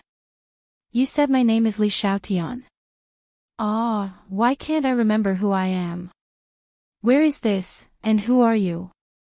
Li Xiaotian's clear eyes were filled with confusion. She hugged her head and shook it vigorously. "Am I really called Li Xiaotian? What kind of person am I? And who are you to me?" Li Xiaotian fired out a series of questions that made Tang Jing dumbfounded. Could it be that the after-effects of the soul-searching technique was to erase her memories? No. He definitely could not believe her so easily. Tang Jing secretly clenched his teeth as he recalled Li Xiaotian's actions. She was too cunning. What if she was pretending? Can you answer my questions? I'm so scared. Why can't I remember anything? Why did I become like this? Her face revealed a panicked expression that was very realistic. For a moment, Tang Jing could not tell if it was real or fake. Tang Jing clenched his fists. At this time, killing her would be as easy as flipping his hand. Tang Jing secretly circulated his true qi, preparing to make his move. Li Xiaotian suddenly grabbed Tang Zheng's clothes and looked at him pitifully, saying, "You were hugging me just now, so you must be my friend, right? Tell me what happened. I'm so scared." Her eyes were as clear as the world's purest spring water, just like a baby's eyes. This made Tang Zheng's tightly clenched fists loosen a bit. A thought kept urging him in his mind, kill her. She is a liar. This is a lie. You can't be fooled by her. But when Tang Zheng looked at those eyes, he knew that they were not the eyes of the Li Xiaotian of the past. Even if Li Xiaotian pretended to be pitiful, her eyes were still filled with craftiness. Tang Zheng had been with her for a long time, so she definitely could not fool him. But when he looked at that familiar face, he could not help but think of her misdeeds. Chapter 884. Tang Zheng looked into her eyes and wanted to make a move several times, but he gave up in the end. If she really lost her memories, then he wouldn't be killing the real Li Xiaotian, but a completely new person with no memories. If she was still the original Li Xiaotian, then he wouldn't hesitate and wouldn't show any mercy. Could it be that this was the will of the heavens, giving her a chance to turn over a new leaf? This was equivalent to her being reborn. You really don't remember anything from the past? Tang Zheng asked. Li Xiaotian shook her head. I don't remember anything.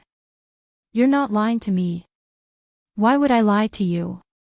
I've never lied to anyone. Tang Zheng had always wanted to find a flaw in her. As long as there was a trace of a flaw, he would make a move without hesitation. But he didn't find a single flaw. It seemed that he wouldn't be able to figure it out with just a few words. Since that was the case, then he would deal with her a bit more. He didn't choose to go home. Instead, he took her out of the small forest and into the bustling street. When observing a person, it was best to blend into the environment. At this time, her vigilance would be lowered and she would involuntarily reveal a flaw. Seeing that Tang Zheng was silent, Li Xiaotian asked, "Are we friends?" Tang Zheng sneered. They were mortal enemies, but he didn't say that. Instead, he asked, "What do you think?" "I think." She subconsciously recalled the scene when Tang Zheng hugged her. Her cheeks turned red. "You hugged me just now. Are we a couple?" "Couple?" Tang Zheng staggered and almost fell down. "Who would want to be a couple with you? That would be courting death. What's wrong? Could it be that I guessed correctly?" Li Xiaotian asked with bright eyes. "No," Tang Zheng said in a bad mood. "No means no. Why are you so fierce? So scary." Li Xiaotian pouted, looking pitiful. Tang Zheng glared at her speechlessly. "You dare to say that I'm scary? You're the one who's scary. Then why don't you tell me about my past?" Li Xiaotian said with a smile. "What happened to you in the past?" Tang Zheng muttered to himself. If he told her the truth, how would she feel? But if she really had no memory, wouldn't that make her become the black-bellied woman in the past? That would be a great sin. Tang Zheng thought for a while and said, "You used to be an ordinary girl." "Ordinary girl? Don't I have anything special about me?" She seemed a little disappointed. "What do you want to be different?" She tilted her head and thought for a while before shaking her head and saying, "I don't know either." The two of them chatted casually. Tang Zheng had been secretly observing her reaction, but he hadn't found any flaws yet. "Ah!" Suddenly, a scream broke the silence. Tang Zheng hurriedly turned his head to look at the source of the sound. He saw a woman standing on the street screaming, staring at a child in the middle of the road. A car was speeding towards the child. He had already stepped on the brakes, but it was too late. The woman had been scared silly. She was like a puppet, only knowing how to scream. There was no doubt that the child must be her child. Seeing a child about to die under the wheel of a car. Tang Zheng was ready to save the child but found that a figure had already rushed over like lightning and hugged the child. Bang! The car hit the person. She and the child flew up together and fell to the ground far away. But she always held the child in her arms and let her back touch the ground. Tang Zheng was also stunned by this scene. It was Li Xiaotian who saved the child. The real Li Xiaotian would never do such a thing. She would only think about herself. Why would she risk her life to save a little life that had nothing to do with her? All of this subverted Tang Zheng's understanding and reduced his suspicion of Li Xiaotian by a lot. However, seeing her rush out quickly and use such a clumsy method to save the child, Tang Zheng was a little confused. Li Xiaotian's power was still there, but she had lost her memory, so she didn't know that she had such great ability. Just now, she had only reacted instinctively and rushed over as fast as she could. Then, she didn't know what to do next. So, she was directly sent flying. If she dies from the collision, then I don't have to worry about whether to kill her or not. No, this was too despicable. Tang Zheng hurriedly shook his head. She risked her life to save someone, but he cursed her to die. This was too immoral. He rushed over quickly and found Li Xiaotian lying on the ground, grimacing and twitching her mouth in pain. But her eyes looking at the child in her arms were particularly gentle. She gently touched the child's face and asked with concern, "Little friend, are you okay?" The child was scared out of his wits and was stunned. He stared at her with his eyes wide open. Suddenly, the child burst into tears. Li Xiaotian panicked and quickly got up.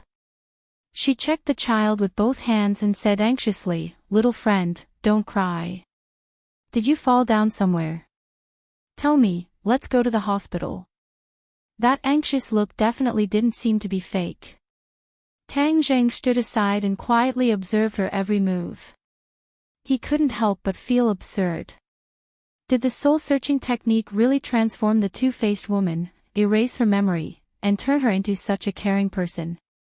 Even so, the soul-searching technique erased only her memory, and now her reaction was more like instinct, that is to say, her nature was not bad. It was only because she received training and education from Li Palace from an early age that she became a cynical woman little by little. At this moment, she returned to her most innocent face. At the beginning of man, his nature was good, and this was her initial period. Since God let her start over, I can't push her into the dark abyss again. Looking at her heartfelt concern for the child, Tang Zheng silently made up his mind. "Come and help me see him. What's wrong with him? Is he hurt?" Li Xiaotian anxiously shouted at Tang Zheng, completely unaware that her elbow had been bleeding. At this time, the child's mother finally woke up from her dream and rushed over crazily. She hugged the child and said, "Baby, Mom is here. Did you fall down somewhere?" Tang Zheng walked over and comforted her, "Big sister, don't worry. The child is fine. He was just frightened." The child's mother also saw the scene just now and knew that the child didn't fall to the ground. It was the little girl in front of her who saved her child. Thump. Her legs went soft and she directly knelt in front of Li Xiaotian. She sobbed and said, "Miss, thank you for saving my child. You are the benefactor of my entire family." Thank you, woo woo woo," Li Xiaotian quickly helped him up. There were already a lot of onlookers gathered around them. They were all talking at once, but without exception, they were all praising Li Xiaotian. There were also those who praised the child's life. Paw! Paw! It was unknown who was the first to clap, but then, the applause sounded like a tide, and many people gave Li Xiaotian a thumbs up. The driver also stopped the car and walked over in a daze. This time, it wasn't his fault. The child ran into the middle of the road when the mother wasn't paying attention. When the driver saw it, he braked but it was too late. The driver saw that the child was fine and looked at Li Xiaotian. He asked nervously, "Miss, how are you?" Li Xiaotian finally reacted and cried out in pain. Looking at the blood on her elbow and the faint pain from her back, her tears fell like a kite with a broken string. Previously, she couldn't stop crying when she was thrown to the ground by Tang Jing. Now that she was hit by a car, the pain was many times more intense. But just now, all her thoughts were on the child and she didn't feel the pain. Now that she calmed down, she felt as if her whole body was falling apart. Seeing her cry heartbreakingly, the others were very distressed. The child's mother quickly said, "Miss, let's go to the hospital to check if you fell." "That's right, you must go to the hospital for a checkup. You're a good Samaritan." Nowadays, people don't even dare to help the elderly. There aren't many good people like you left. We can't let the lady do a good deed and still be disappointed. Everyone said at once. "Take my car." The driver also said. "Am I seriously injured?" Li Xiaotian moved her muscles and bones like a pear blossom in the rain. She took a deep breath and said, "I think it should be fine. It's just a little painful." "If it's painful, then you should go to the hospital to check." Tang Jing grabbed Li Xiaotian's hand and used his qi to check her injuries. He found that she only had a superficial wound and her elbow was scraped. Other than that, there was nothing serious. After all, she had skills. Even if she didn't know how to use them, she was much better than ordinary people. That powerful impact was automatically dissolved, so she naturally didn't suffer any injuries. However, her startled appearance was really worrying. The people next to her kept urging her to go to the hospital. "There's no need to go to the hospital. Your body is fine," Tang Jing lightly said. Li Xiaotian discovered that he was grabbing her hand. Her eyes widened in surprise as she asked, "You also have medical skills?" "I know a little," Tang Jing said. "Wow, then you're too amazing. Am I really okay?" "It's only a little superficial wound. Go back and apply some medicine," Tang Jing said. "Young man, this is not a small matter. Don't leave any sequelae. That would be troublesome and ruin the miss's life." Some people didn't believe Tang Jing. Seeing more and more people gathering, Tang Jing didn't want Li Xiaotian to be exposed. So, he pulled her hand and quickly squeezed out of the crowd. "Benefactor, I still haven't thanked you." Tang Jing turned a deaf ear. He pulled Li Xiaotian and turned a corner before stopping.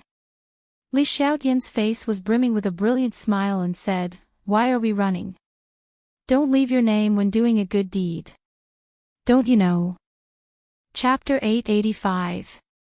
It was already late and the villa was lit up with bright lights. A group of people were sitting together watching TV. "Our station is reporting that a courageous act happened in Beijing this afternoon. A woman rushed into the street without a care for her own safety. She would rather be hit by a car to protect a child she did not know.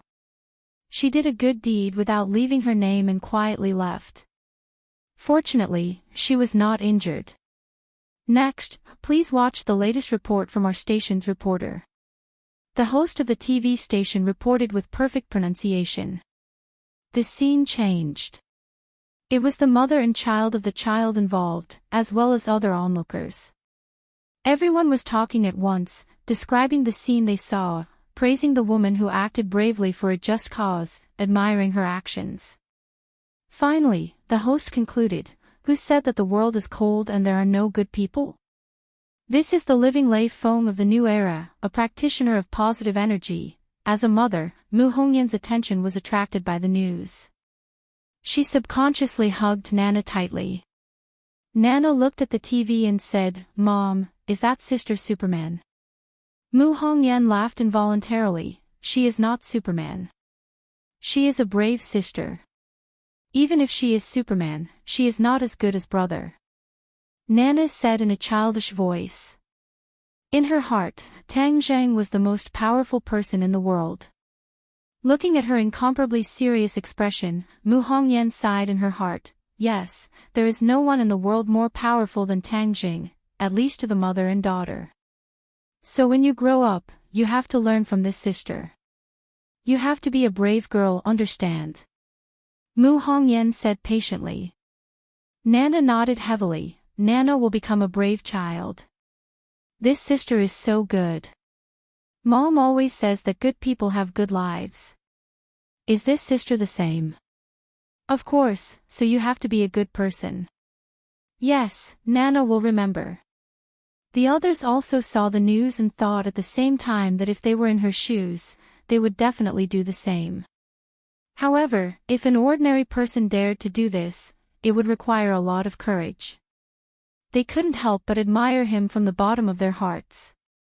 Suddenly, the sound of footsteps came from outside the door. Nana jumped down from Mu Hongyan's arms and ran to the door while shouting happily, "Brother is back." Creak. The door opened, and two figures stood at the entrance. Everyone turned their heads to look, but in an instant, their eyes turned cold as they looked at Li Xiaotian beside Tang Jing in disbelief. "Wow, Sister Li Xiaotian, you're back too." Nana was still a child, so she didn't know who Li Xiaotian was, so she greeted her obediently. Li Xiaotian's face also lit up with joy. Although she didn't remember Nana, but looking at Nana's appearance, she couldn't help but exclaim, "What a cute little girl." She made a gesture to hug Nana, scaring Mu Hongyan so much that she turned pale with fright and screamed, "Don't." Li Xiaotian was slightly startled and subconsciously stopped, looking blankly at Mu Hongyan. Mu Hongyan rushed to Nana and hugged her in her arms, as if she was afraid that something would happen to her. The other people's faces changed greatly as they looked at Li Xiaotian warily, ready to attack at any time. Li Xiaotian was stunned and looked at everyone at a loss. Tang Jing knew that there was a misunderstanding, so he quickly explained, "Everyone, calm down, it's not what you think." He originally wanted to go out and get rid of Li Xiaotian, but now he brought back a living person, and this living person was obviously no different from a normal person, not a fool. This made them horrified. Seeing how calm Tang Jing was, the others heaved a sigh of relief, but they were still looking at Li Xiaotian with unfriendly expressions. Looking at everyone's reaction, Li Xiaotian was at a loss for a moment. She trembled like a child who had done something wrong. She said nervously, "Hello, everyone, my name is Li Xiaotian. I'm very happy to meet you." Tang Jing did not explain the situation at home to her beforehand, wanting to use this method to test her one last time. However, it was clear that Li Xiaotian had passed without the slightest flaw. As for bringing her home directly, Tang Jing had no choice. He couldn't just leave her outside, that was even worse. She was like a blank piece of paper right now, lacking a lot of common sense and unable to live alone. Furthermore, there were so many people watching her at home, watching her in full view of everyone, just to prevent trouble before it happened. All in all, Tang Jing was still on guard against her, just that he did it without leaving any traces. Marshall hated Li Xiaotian to the bone, stared at her with an ominous glint, gritted her teeth and said, "Why did you bring her back?" "I'll explain in a moment. Everyone sit down first." "Li Xiaotian, you sit too," Tang Jing said gently. Marshall sat down hatefully, but her gaze was firmly locked onto Li Xiaotian. Li Xiaotian cowered behind Tang Jing and muttered, "Her eyes are so scary." Nana, who was in Mu Hongyan's embrace, stared at Li Xiaotian with her big black eyes and said, "Sister Nana, don't be afraid. You have to be a brave girl, just like the girl who saved people on TV. Nana will also be a brave child." Li Xiaotian popped out from behind Tang Jing and said with a smile, "I'll listen to you. Big sister will be a brave girl. Yes, you still have to save people, just like Superman. I saved someone just now." The fear in Li Xiaotian's heart was melted by Nana's sincere smile, and she subconsciously said, However, she immediately remembered Tang Zheng's warning that she couldn't leave her name behind when she did a good deed, so she couldn't publicize it like this, so she stuck out her tongue and hurriedly stopped talking. Did the sun rise from the west? Everyone looked at Li Xiaotian in disbelief. It was good enough that she did not harm people, but she actually saved people. How was that possible? Moreover, she even stuck out her tongue. Was this kind of cute expression something she could make? Confused. Everyone was confused. Seeing everyone looking at her as if she was an alien, Li Xiaotian stuck out her tongue and said embarrassedly, Tang Jing said to not leave your name behind when doing good deeds. I won't say that again. Not leaving your name behind when doing good deeds. Come on, have you ever done a good deed? Everyone looked at each other and really did not understand what was going on. Tang Jing coughed and motioned for everyone to sit down and talk. Then, he told the truth. Li Xiaotian lost her memory. She doesn't remember anything from the past, so don't make a fuss. Amnesia. How was that possible? This kind of thing could be understood if it happened to other people, but for it to happen to Li Xiaotian, it was inconceivable. She really saved people? Mu Hongyan asked. Tang Jing nodded and told her what happened in the afternoon. Li Xiaotian lowered her head in embarrassment and waved her hands. This is what I should do. That child is too dangerous. Mu Hongyan suddenly remembered the news she had just seen. Wasn't Tang Zhang's description consistent with the news? Could it be that the living Lei Feng, superwoman, was Li Xiaotian? The person in the news was her. News? She's actually on the news. Tang Zhang said in surprise. Mu Hongyan quickly repeated the contents of the news. Tang Zhang nodded and confirmed that it was her. Immediately, everyone's emotions were complicated. Just a moment ago, they were praising this person's greatness and bravery. At this moment, they realized that this person was actually their enemy. Wu growled in disbelief, no, it can't be her. She can't be that kind-hearted. Li Xiaotian's face turned pale, she looked at Wu pitifully, and muttered in grievance, I really did it. Impossible. Li Xiaotian had targeted Tang Jing time and time again, and had almost killed Tang Zhang and Lan Yu. How could she forgive him so easily? Lan Yu had been silently observing Wu the entire time. She had almost died at the hands of Li Xiaotian, so the anger in her heart was naturally not small. However, all she saw in Li Xiaotian's eyes was sincerity, without the slightest bit of cunning. She had seen countless people, and if one wanted to deceive her, it would be harder than ascending to the heavens. However, she did not notice any clues from beginning to end. She could not help but become suspicious. Could it be that Li Xiaotian had really lost his memories and his personality had changed? She could not be sure, but she believed in her son. Seeing Wu so agitated, she hurriedly advised, Wu, don't be agitated. Let's listen to what they have to say first. Li Xiaotian lowered his head like a child who had done something wrong, and said pitifully, was I very bad in the past, that's why you all hate me so much? Humph, you're not just bad. You're bad to the bones. Wu said with an ashen face. Whoa! Li Xiaotian covered his face and buried his head in his knees as he cried. Everyone looked at Li Xiaotian as if they had seen a ghost. She was actually crying. One must know that Li Xiaotian was the holy maiden of Li Palace. In her entire life, other than crying when she was young, she had never cried when she grew up. But at this moment, she was actually crying in front of everyone. Everyone looked at each other in dismay.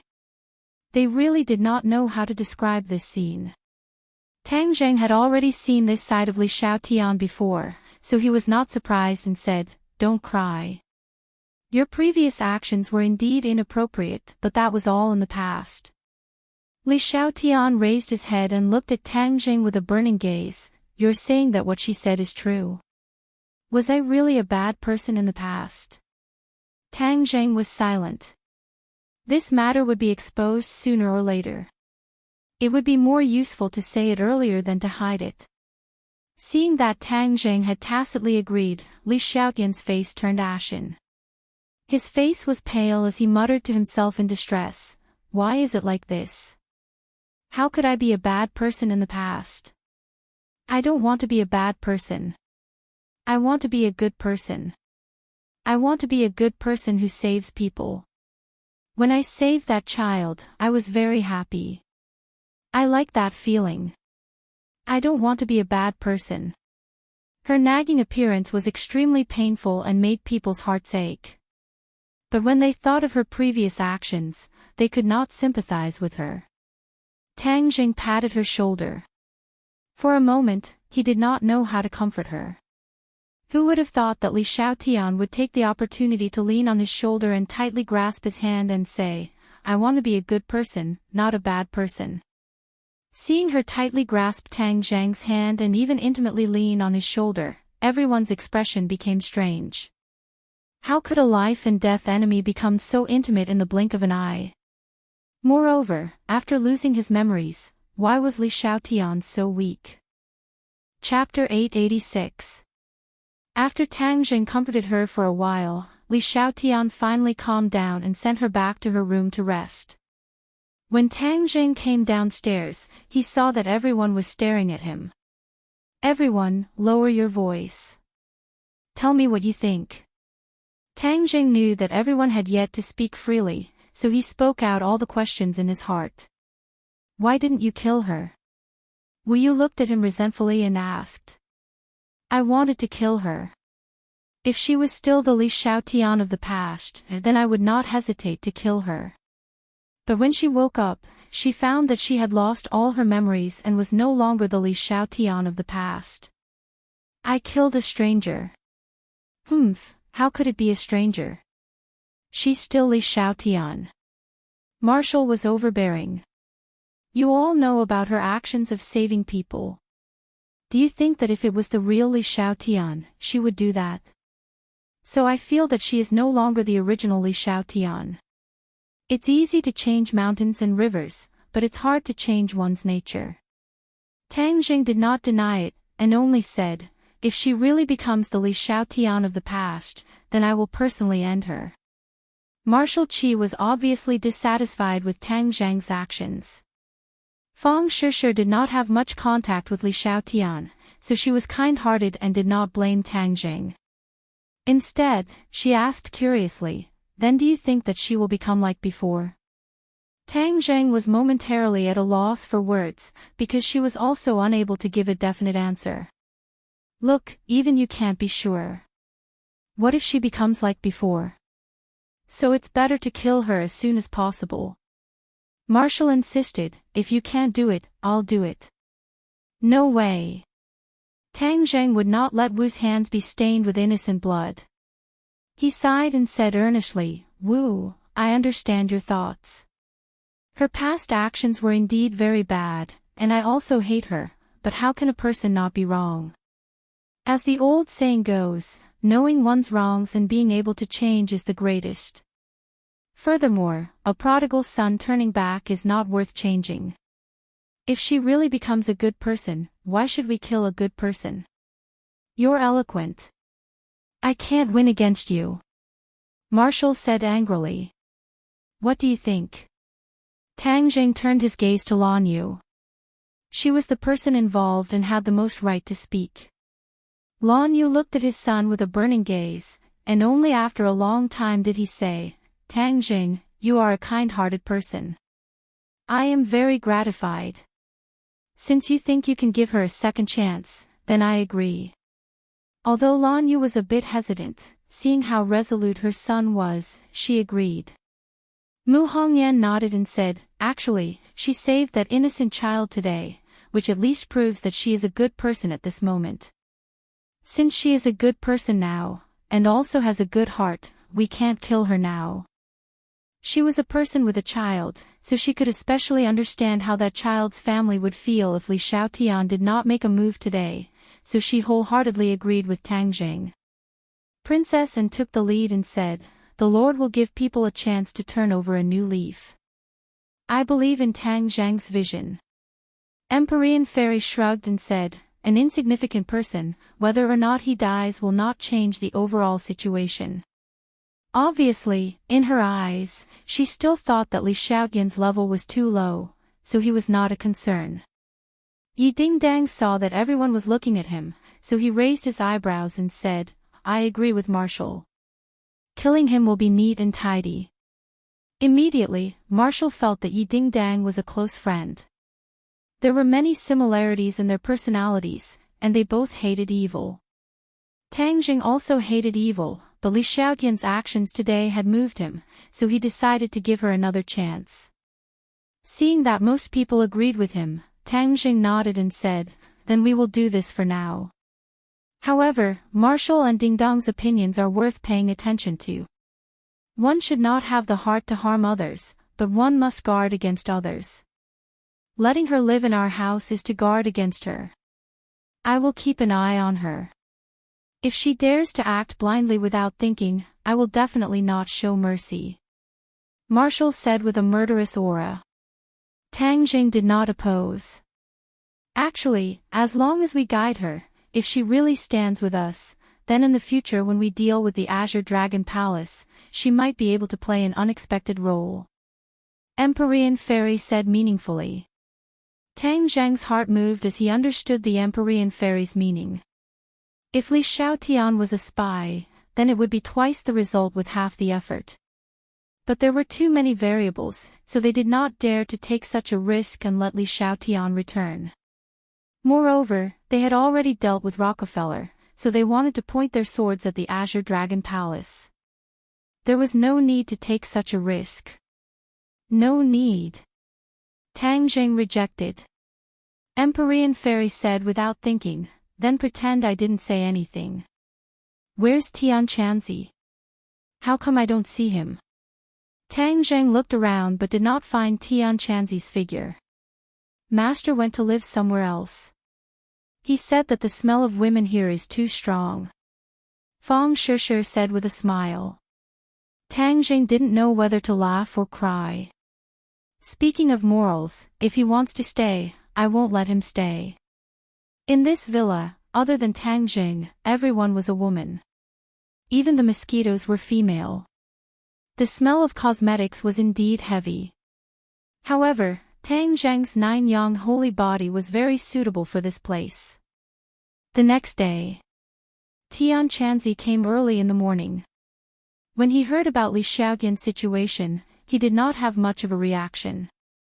Just like Empyrean Fairy, he did not put Li Xiaotian in his eyes and thought that it was not related to the overall situation. Not long after, Yen Potion's call came. It turned out that the enemy's whereabouts were already known.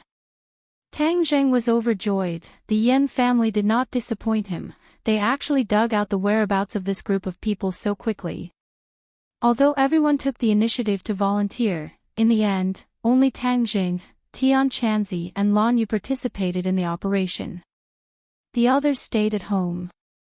The enemy was not weak, and he did not know what moves they had. Therefore, it was better to be careful and not let too many people participate in the battle. Although the others also wanted to participate in the battle, they had no choice but to work hard at home and continue to cultivate. Lan Yu was very happy to see that Tang Jing actually agreed to her travel, and looked at him deeply. Although Tang Jing did not respond, she still felt that her relationship with him was improving. Perhaps in the near future, she would be able to hear him call her mother. The three of them arrived at the agreed location with Yen Potian. This was a wide street, and it was actually the embassy area. There were embassies of various countries in this place. Among them, the embassy of the Atlantic Empire was the largest and most conspicuous. The entrance was guarded by tall soldiers armed with live ammunition. Ordinary people would not be able to enter at all. Tang Jing faintly discovered that there were already many suspicious Hua Xia faces on the streets, staring at the Atlantic Empire's embassy from afar or close by. Yen Potian brought his son and grandson and walked over, and said, "We found these guys." "Where is it?" Yen Padian pointed to the Atlantic Empire's embassy. They are hiding inside. These people are really cunning. I spent a lot of effort to dig them out. No one would have thought that they would openly hide inside the embassy. I have already sent people to monitor the embassy. They will not be able to escape. So those Hua Xia faces were from the Yen family. Tang Jing suddenly realized that Rockefeller was indeed a group of cunning old foxes. Hiding in the embassy made Tang Jing hesitate and not dare to barge in. This was Rockefeller's little thought. However, they had still underestimated Tang Jing's determination. He had already prepared a case with the chief, so the other party definitely knew that these people were hiding in the embassy. However, the chief still tacitly agreed to Tang Jing's actions, which meant that they had a premonition of the situation and a corresponding countermeasure. Since that was the case, what else did Tang Jing have to worry about? Yen Padian did not know about this, and said worriedly, if we were to barge into the embassy, then the nature of the matter would change. Shouldn't we be more cautious? Tang Jing snorted coldly, and said disapprovingly, if we miss this village, we won't be able to have this shop. We can't guard them outside the embassy for a lifetime. If we wait for a long time, they will find a way to slip away, so there's no time to lose. Are we really going to barge in? Then the impact. Yen Padian said worriedly. Even if the sky falls, I will carry it. Moreover, even if we get rid of them, we won't be able to step down. The Atlantic Empire is very powerful, but I, Hua Xia, am no longer the same as before. Back then, when they bombed our embassy, we didn't settle the score with them because our national strength was still weak. Now, I want to follow their example. If they really don't know what's good for them, I don't mind letting them taste the feeling of the embassy being destroyed. Tang Jing said with righteous indignation. Tian Chanzi chuckled, patted Tang Jing's shoulder, and praised, good boy, you have guts. Yen Padian laughed bitterly in his heart. He looked at them speechlessly, but he did not hesitate to express his stance. Then we will vote for them. The Yen family and Tang Jing advanced and retreated together. Even if Tang Jing wanted to attack a country, the Yen family would not hesitate to take the lead and follow. How do we get in? Of course, if we can get rid of Rockefeller quietly, there is no need for us to make everyone know about it and make too much of a fuss. Therefore, we will sneak in secretly. Tang Jing pondered for a moment before deciding. That means we can't bring too many people in, and the enemy definitely has a lot of people. Do we have a chance of winning? Yen Padian asked worriedly. I've fought with Nicholas before, so I know his background, so I think our chances of winning are very high. Tang Jing said, but everyone still has to take care of themselves. After we deal with them, we still have to retreat unscathed. Don't worry, we can control the people outside at any time. If there really is too much danger, we can order the people outside to rush in and help at any time. At most, we can turn the world upside down. Yen Padian said indifferently. Obviously, he was also a daring person. If he really made up his mind to do it, he wouldn't have too many worries. The few of them looked at each other and nodded. In order to avoid any trouble, they didn't even wait until it was dark and immediately took action. So, the few of them turned into a few afterimages and flipped over the tall walls of the embassy. They did not trigger the alarm and even directly avoided the surveillance and patrolling soldiers. As for where exactly Rockefeller was hiding in the embassy, they did not know for the time being, but the ambassador definitely knew, so they wanted to kidnap him. This kind of thing that could easily cause international disputes was like child's play to them, and they didn't care at all. Chapter 887. Who are you? How dare you trespass into the Atlantic Empire's embassy? The ambassador scolded in fluent Hua Xia. Tang Jing rushed over like a ferocious tiger, grabbing at the opponent. Whoosh! The ambassador actually retreated at lightning speed. It was definitely not the reaction speed of an ordinary person. Ha! You actually dodged it. Let's see how long you can hide. Tang Zheng was as fast as lightning. This time, the other party didn't even have time to react before falling into Tang Zheng's hands. "What are you doing?" the ambassador scolded with a red face. Tang Zheng was too lazy to talk nonsense with him. He directly grabbed his neck and asked fiercely, "Where are the Rockefeller people hiding?" The ambassador's eyes flashed with a trace of undetectable panic. If Tang Zheng was a bit further away, he definitely wouldn't have noticed it. But now that the two of them were so close, not a single change in the ambassador could escape Tang Zheng's sharp eyes. "He definitely knows," Tang Zheng judged. "I don't know what you're talking about. This is the embassy, the territory of the Atlantic Empire. You are invading. You have to take responsibility," the ambassador roared.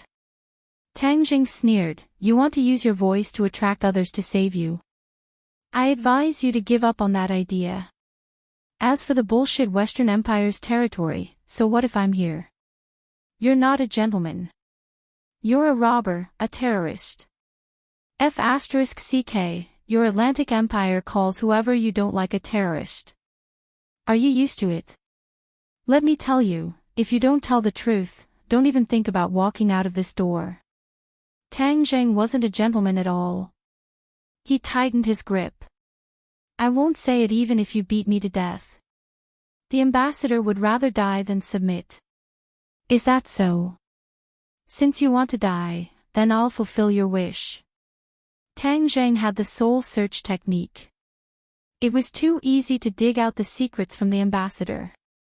Just use the soul search technique. "Why are you wasting time with him?" Tian Chanzi impatiently urged. Tang Zheng immediately cast the technique, but suddenly his hand loosened. The ambassador turned into a cloud of black smoke and then into a large bat. He escaped from Tang Zheng's hands and flapped his wings to fly out the door. "Blood Clan!" Several people cried out in alarm. Who would have thought that even the ambassador was a vampire? The Atlantic Empire had actually been infiltrated by vampires to such an extent that even a high-ranking official was no exception. "Don't even think about leaving." Tang Zheng's aura skyrocketed. When he faked his death, he lost the War Soul Sword and it fell into the hands of the Blood Clan. This time, not only did he want to exterminate the Blood Clan, he also wanted to retrieve the War Soul Sword. Therefore, how could he allow the other party to escape? He stretched out his hand and used the sky-swallowing technique. The powerful suction force immediately caused the airflow in the room to become chaotic. The fleeing figure of the ambassador suddenly stopped, and then he screamed as he was sucked back into Tang Zheng's palm. "Run! Let's see how you can escape." Looking at the big bat in his hand, Tang Zheng felt disgusted and grabbed its head without hesitation. In an instant, Tang Zheng searched through all the information in the ambassador's mind. However, the other party was a vampire, and the damage to his brain was immediately healed. Thus, he wasn't stupid and roared at the top of his lungs, "You're challenging Rockefeller and provoking the Atlantic Empire. You'll die miserably, and your country will be consigned to eternal damnation. You're still boasting shamelessly when you're about to die." Tang Zheng coldly berated as the suction force in his palm increased. Swoosh! With a flash of black light, the ambassador disappeared from Tang Zheng's palm and was sucked in. This was the first time the others had seen this scene. They all stared curiously and asked, "Where did he go?" "I don't know, but he's definitely dead." Tang Zheng shook his head. "I already know where Rockefeller is hiding. Let's end this quickly." Tian Chanzi had long since sealed the room, so no matter how shrill and loud the ambassador's voice was, it couldn't be transmitted out. The soldiers outside didn't know that the ambassador no longer existed. When Tang Zheng and the others opened the door and walked out, the other party was obviously stunned. Tang Zheng moved like lightning, and the other party immediately fainted on the ground. Then, the group went straight for their target. The basement was extremely wide and huge. It was very similar to the basement under the Rockefeller family's castle in the Atlantic Empire, except that it was a smaller version. When Tang Zhang and the others broke in, they saw a scene that made them burn with anger. There were actually many corpses of young girls in the basement. The blood on their bodies had been sucked dry, and they looked like dried corpses. Some of them weren't dead yet, but the vampires were biting their throats and sucking their blood. They were still struggling, but it was all in vain. Their blood was rapidly flowing out, and their faces were as pale as paper. This was a demon's den. Beasts! Tang Jing roared. Looking at their faces, these women were all Huaxia people. This group of vampires actually sucked the blood of Huaxia people. In the past, I've always heard that women often went missing in Sanlatan, but we couldn't find any clues. I'm afraid they were brought here by this group of beasts. Yan Luyun said with red eyes. That bar street was a place where many foreigners lingered, and many Huaxia women were the most enthusiastic about these foreigners. There were even many who wanted to hook up with these foreigners. They probably never dreamed that such a cruel scene would be waiting for them. Let's go on a killing spree and kill all of these bastards. Tang Jing roared. He was extremely angry. He took the lead and charged forward. A vampire bared his teeth, revealing 2 long fangs. Die! Tang Jing roared. He grabbed the other party's body like lightning and tore it in half. Although vampires had strong healing abilities, they were unable to recover from this degree of injury and died immediately. The other people's attacks were also very sharp, especially Lan Yu. Seeing the other party kill women like this, she was seething with anger. Pang! She swept out her palm and hit a head. Like a ripe watermelon, it immediately exploded into a bloody mist. Roar roar! A few werewolves also jumped out and quickly transformed. Their large bodies pounced over, their sharp claws clawing at the people. They didn't dodge at all, choosing to meet force with force. Apart from Yan Luyun, everyone here was at least a master-level martial artist, so they weren't afraid at all when facing these vampires and werewolves. On the contrary, because of their anger, their attacks were especially clean, all of them aiming to kill in one blow. In an instant, the ground was littered with the corpses of many vampires and werewolves, and most of them were incomplete. The other women who were lucky enough to survive stared blankly at this scene. They originally thought that they were going to die, but they didn't expect that there would be a glimmer of hope at the end of the tunnel, and a group of their compatriots would appear. These compatriots were very powerful and efficient. These monsters weren't their match at all. However, their brains had already lost the ability to think, and they could only stare blankly at the tragic battle. Tang Zheng was in the mood to kill, and charged into the crowd as if there was no one around. After a few rounds, more than 10 vampires and werewolves had already fallen at his feet. However, after searching through the crowd, he couldn't find Nicholas's figure. Impossible, the information in the ambassador's mind indicated that Nicholas was in the basement. He widened his eyes and searched through the crowd, but he still couldn't find any trace of him. The vampires and werewolves finally knew that they were no match for this group of Huaxia people. Some of the smarter ones immediately fled toward the exit. Xiao Bai, guard the exit. Don't let anyone escape. Tang Jing roared. Xiao Bai leaped and floated in the air above the exit. He saw a werewolf and a vampire rushing over. Immediately, with a boom, he spat out a ball of flame. The 2 fellows immediately turned into 2 balls of flame and fled in all directions. However, after a few leaps, they fell to the ground motionlessly and were burned to ashes. One man guarding the pass, 10,000 men couldn't get through. No one could escape from the exit. Xiao Bai was lazy. These fellows couldn't arouse his interest at all.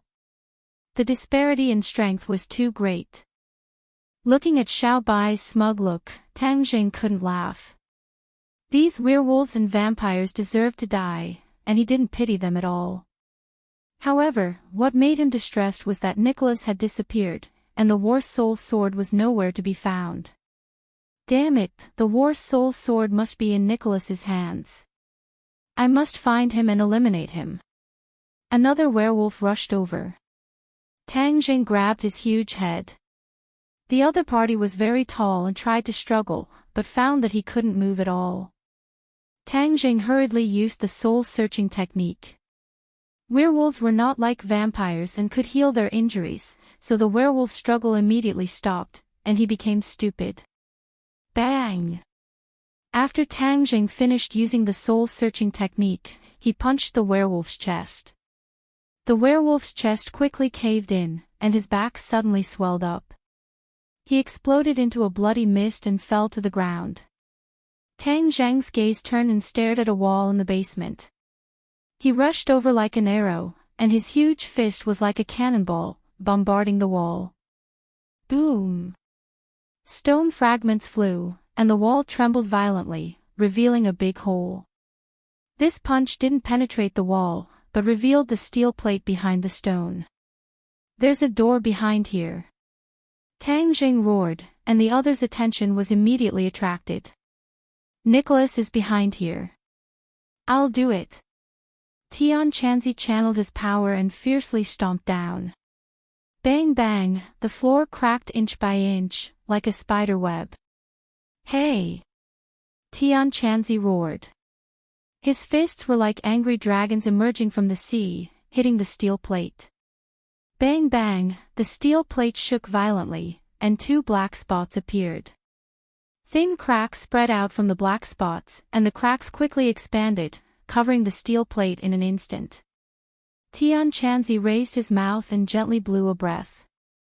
This breath seemed to be the last straw that broke the camel's back. Crash!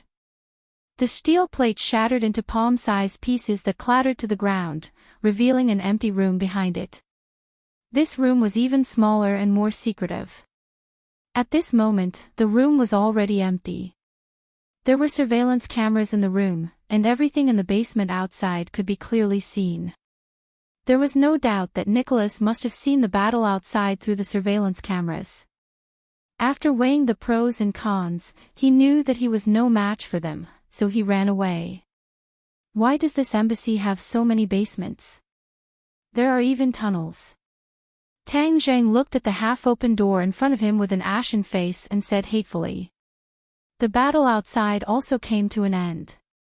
All the werewolves and vampires were killed, and only the lucky woman was left. Chase!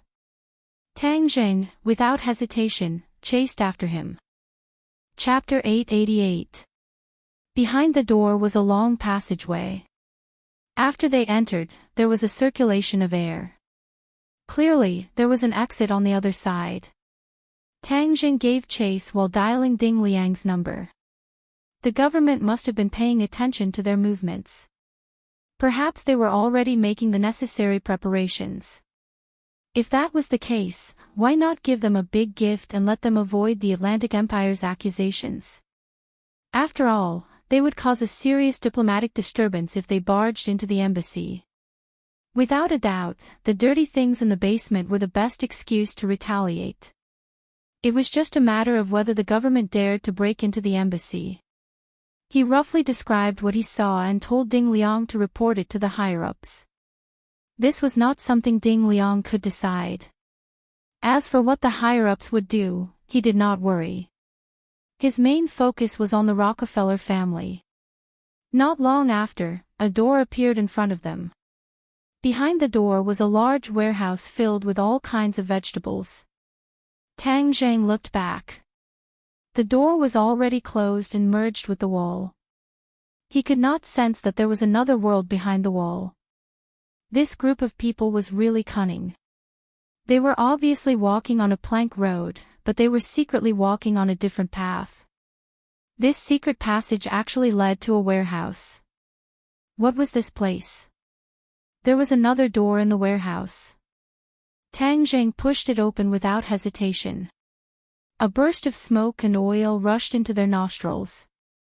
The noise was like a tidal wave. Everyone looked at the scene in front of them in disbelief.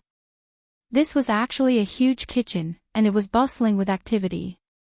Everyone was busy, and there were all kinds of delicious dishes in the pot. "Where are they?" Tang Jing growled.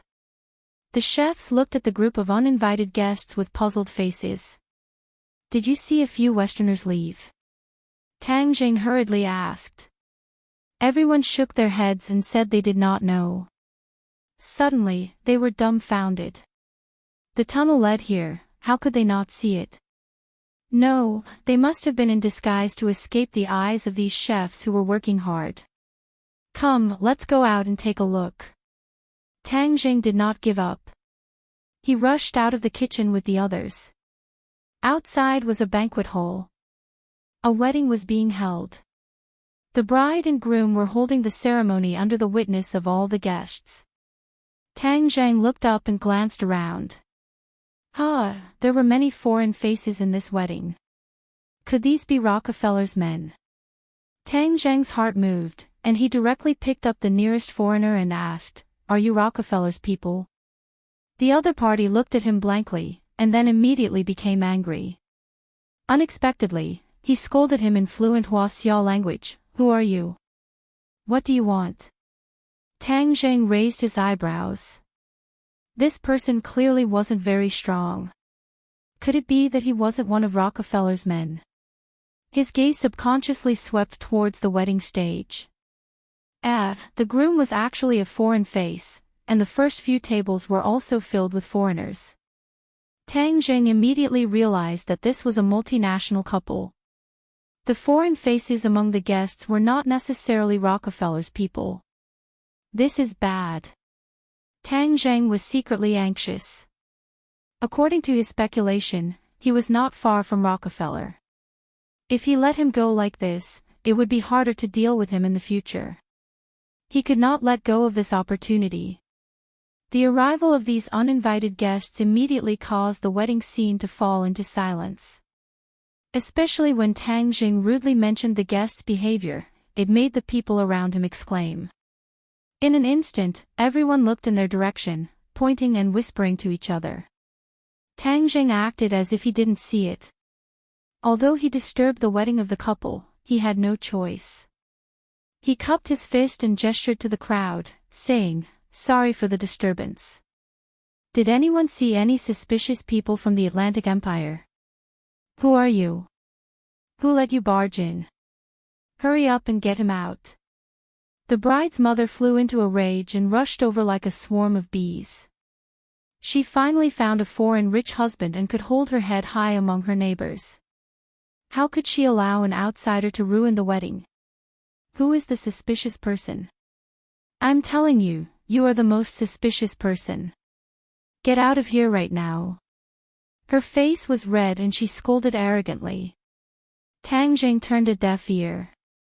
His eyes swept through the crowd like a scanner. However, there were too many Western faces. For a moment, he couldn't distinguish who was from the Rockefeller family. As for Nicola's face, because there were too many people, he didn't see it. Seeing that Tang Jing didn't pay attention to her, the middle-aged woman shouted, "Security, hurry up and get these people out." Tang Jing had an intuition that Rockefeller's people were among these people because they couldn't have escaped so quickly. Tang Jing gestured to the others, and they all understood. In a flash, they shuttled through the banquet and stared at the Western faces with their fiery eyes. "What are you doing? Hurry up and get out!" someone shouted. The guests rushed over like a swarm of bees to stop them. The scene suddenly fell into chaos. Tang Jing hurriedly channeled his energy. The others couldn't get close at all. However, it couldn't go on like this. Suddenly, Tang Jing saw a familiar figure from the corner of his eyes. He shouted, "Nicola!" As soon as his voice fell, a figure ran outside. "Stop!" Tang Jing leapt up like a falcon, leaping over the heads of the crowd, pouncing towards that figure. Whoosh! Whoosh! However, several cold lights shot from all directions and went straight for Tang Jing's vital parts. There really is an accomplice. Tang Jing didn't panic. He hurriedly took out the holy armor shield. With a flash of light, dazzling sparks flew from the holy armor shield. Tang Jing wasn't hurt at all. Everyone saw this scene, and immediately screams sounded everywhere. The crowd ran in all directions, and the situation became even more chaotic. Tian Chanzi and the others didn't stay idle. They quickly locked on to the enemy who had just thrown the weapon and attacked quickly and accurately. Bang! Bang! Bang! Several balls of blood exploded. Immediately, the screams became even more intense. Some people couldn't tell the direction and directly bumped into them. The vampires were mixed in. With a flash of cold light, they directly attacked the vital parts of the people. A group of beasts.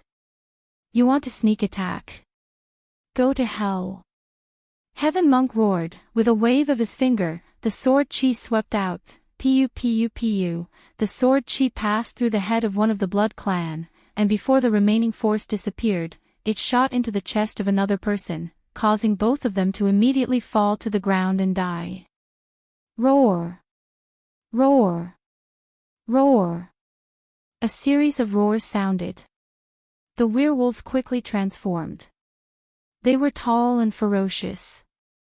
Several ordinary people stood in front of them. They waved their claws and slapped at them. Bang! One of them flew out into the distance. Beast, how dare you hurt people? Lan Yu shouted. Her figure flashed like a dancing butterfly as she spun and flew up. With a sweep of her leg, she kicked a werewolf's head. The head was separated from the body. It smashed into the wall and broke into pieces. The attacks of the three members of the Yen family were also very strong. They had fought with the werewolves and vampires before, so they knew their strength. Many enemies fell wherever they went. The banquet hall became a scene of carnage. It was a mess.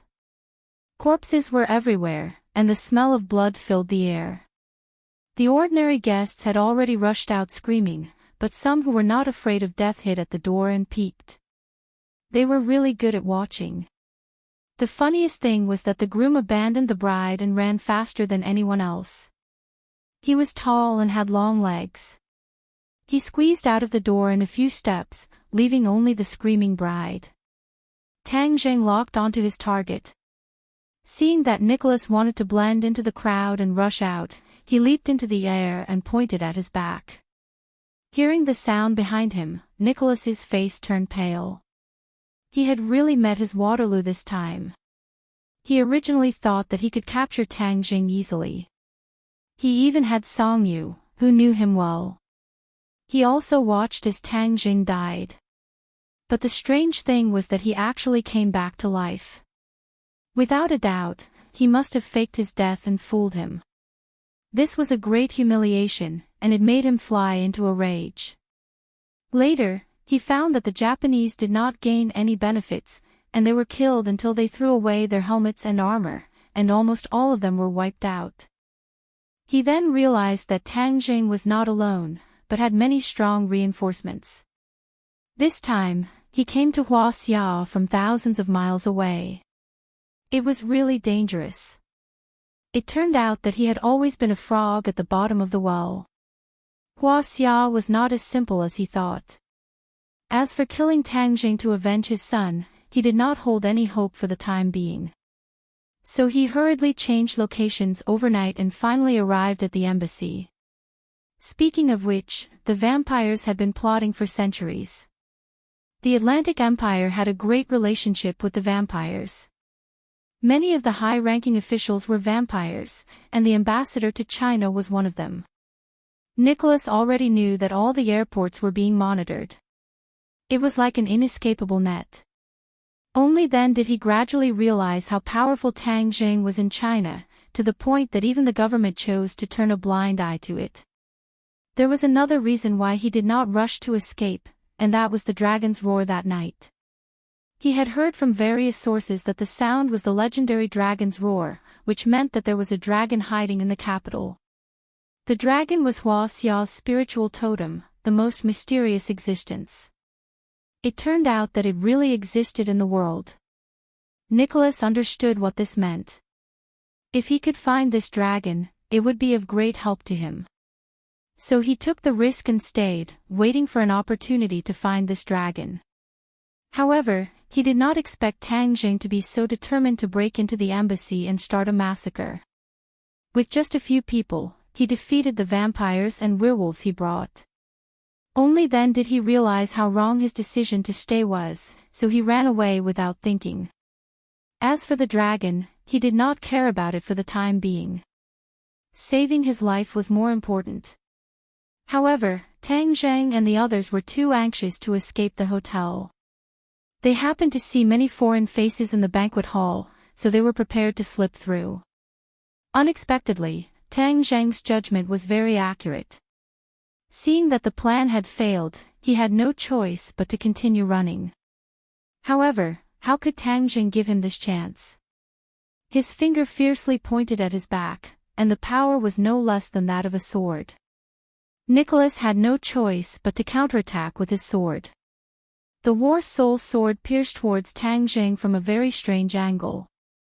After Nicholas obtained the War Soul sword, he could not put it down. He understood that it was a divine weapon, far better than his own, so he kept it for his own use. War Soul Sword. Chapter 889. He had finally found the War Soul sword. Seeing the War Soul sword thrusting towards him, Tang Jing sneered. Nicholas, do you really think that you can control the War Soul sword in your hands? Sword Spirit. With a thought from Tang Jing, the sword spirit activated, causing the War Soul sword to buzz and tremble, flying out of Nicholas's hands. Nicholas did not expect this scene and could not help but turn pale with fright. He stared dumbfoundedly at the flying War Soul sword. How could this be? Tang Jing grabbed the War Soul sword and laughed playfully. Is my sword something that anyone can take away? Shwa. With that, he slashed at his opponent. Nicholas hurriedly retreated, but Tang Jing was even faster, following him like a shadow, the tip of the sword pointed straight at his forehead. Damned fellow! Nicholas quickly transformed, and a huge cloak covered his body. With a whoosh, the cloak covered the sky and swept towards the War Soul sword. Puff! The War Soul sword seemed to be unstoppable as it cut open a crack in the cloak and then drove straight in. Nicholas was so scared that his soul almost left his body. He never thought that the power of the War Soul sword would be so great. It was much more powerful than when he first saw it in the castle. It is almost equal to him, however. He did not know that the War Soul sword had already become a sacred artifact, so its power was naturally incomparable. Moreover, Tang Zhang's cultivation had also risen to the 7th stage of the Jindan stage, so the power of his sword was naturally even greater. Nicholas retreated in panic, but he was still a step too late. The War Soul sword had opened a huge wound on his body, causing blood to flow out. However, because of the Stragoy's special physique, the blood instantly stopped flowing. He glared at Tang Jing ferociously and hysterically said, I really regret letting you escape. Tang Jing snorted and sneered, I won't make the same mistake. This time, you won't be able to escape even if you have wings. You are no match for me, Nicholas said in a loud voice. Tang Jing had to admit that Nicholas's strength was equivalent to the 9th stage of the Jindan stage, and was even stronger than Tang Jing. The reason why he was able to injure his opponent with this move was mainly because it was a surprise attack. If he wanted to truly take Nicholas's life, it would not be that easy. If he can't, then do you think I'm just a decoration? Tian Chanzi's voice suddenly sounded behind Nicholas. Nicholas's expression suddenly changed as he dodged to the side in a sorry state. He had seen Tian Chanzi's skills on the monitor and knew that he was definitely his opponent. Otherwise, he would not have been so anxious to escape. What he feared most was Tian Chanzi. He looked at Heaven Monk with a complicated expression and asked hoarsely, Who exactly are you? Tian Chanzi said murderingly. Tian Chanzi said murderingly. Tian Chanzi said. Nicholas's eyelids twitched as he said, "Did you and Tang Jing join hands to kill my son? To deal with that little bat, there's no need for me to do anything. Tang Jing alone is enough." Tian Chanzi said disdainfully, "However, to deal with an old bat like you, it seems that I have no choice but to do something." Although Nicholas was burning with anger, he secretly glanced at the exit from the corner of his eyes, obviously waiting for an opportunity to escape.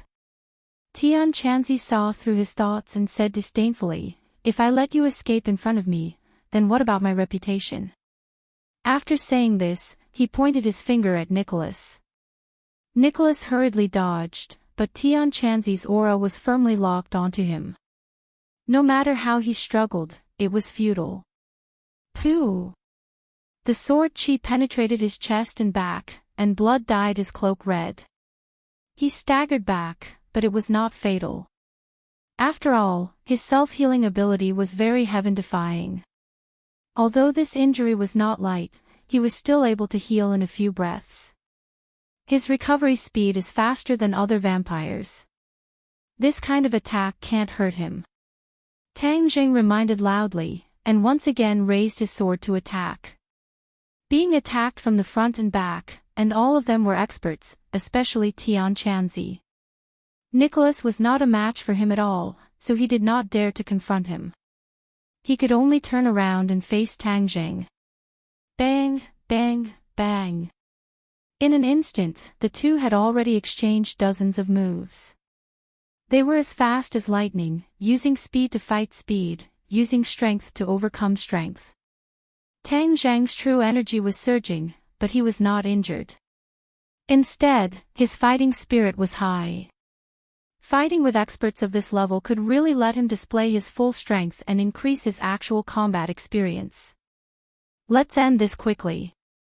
Seeing that Tian Chanzi seemed to intend to be a spectator, and let Tang Jing practice, Tang Jing also wanted to practice, but after all, there were too many people here, and it would affect too much. Therefore, after exchanging more than 100 moves with his opponent, he shouted loudly. Tian Chanzi shrugged, and with a flick of his finger, 5 rays of sword chi shot out. Pooh! Nicholas's body trembled, and 5 holes appeared on his body, including his heart. His movements slowed down, and he hurriedly circulated his energy to heal, but the healing speed could not keep up with the speed of Tian Chanzi's attack. Tian Chanzi flicked his finger again, and his body really became riddled with holes, and blood flowed to the ground. He howled in pain. He was furious, but there was nothing he could do. This was a crushing defeat of absolute strength. Even if he had the ability to heal, it would be of no help. Tang Jing could not help but sigh. This was the fighting strength of a 9th-grade Yuaning, and he was still far from it. He did not sit and watch the show, but took the opportunity to grab his opponent's shoulder. Nicholas tried to resist, but War's soul was immediately placed on his neck. Nicholas still wanted to escape, but War's soul flashed a cold light, and was about to cut off his head. Stop! Suddenly, a loud roar rang out, and 2 people appeared at the door, Ding Liang and number 2. The 2 looked anxious, and the roar came from number 2. Tang Jing, stop, you can't kill him. Number 2 said resolutely.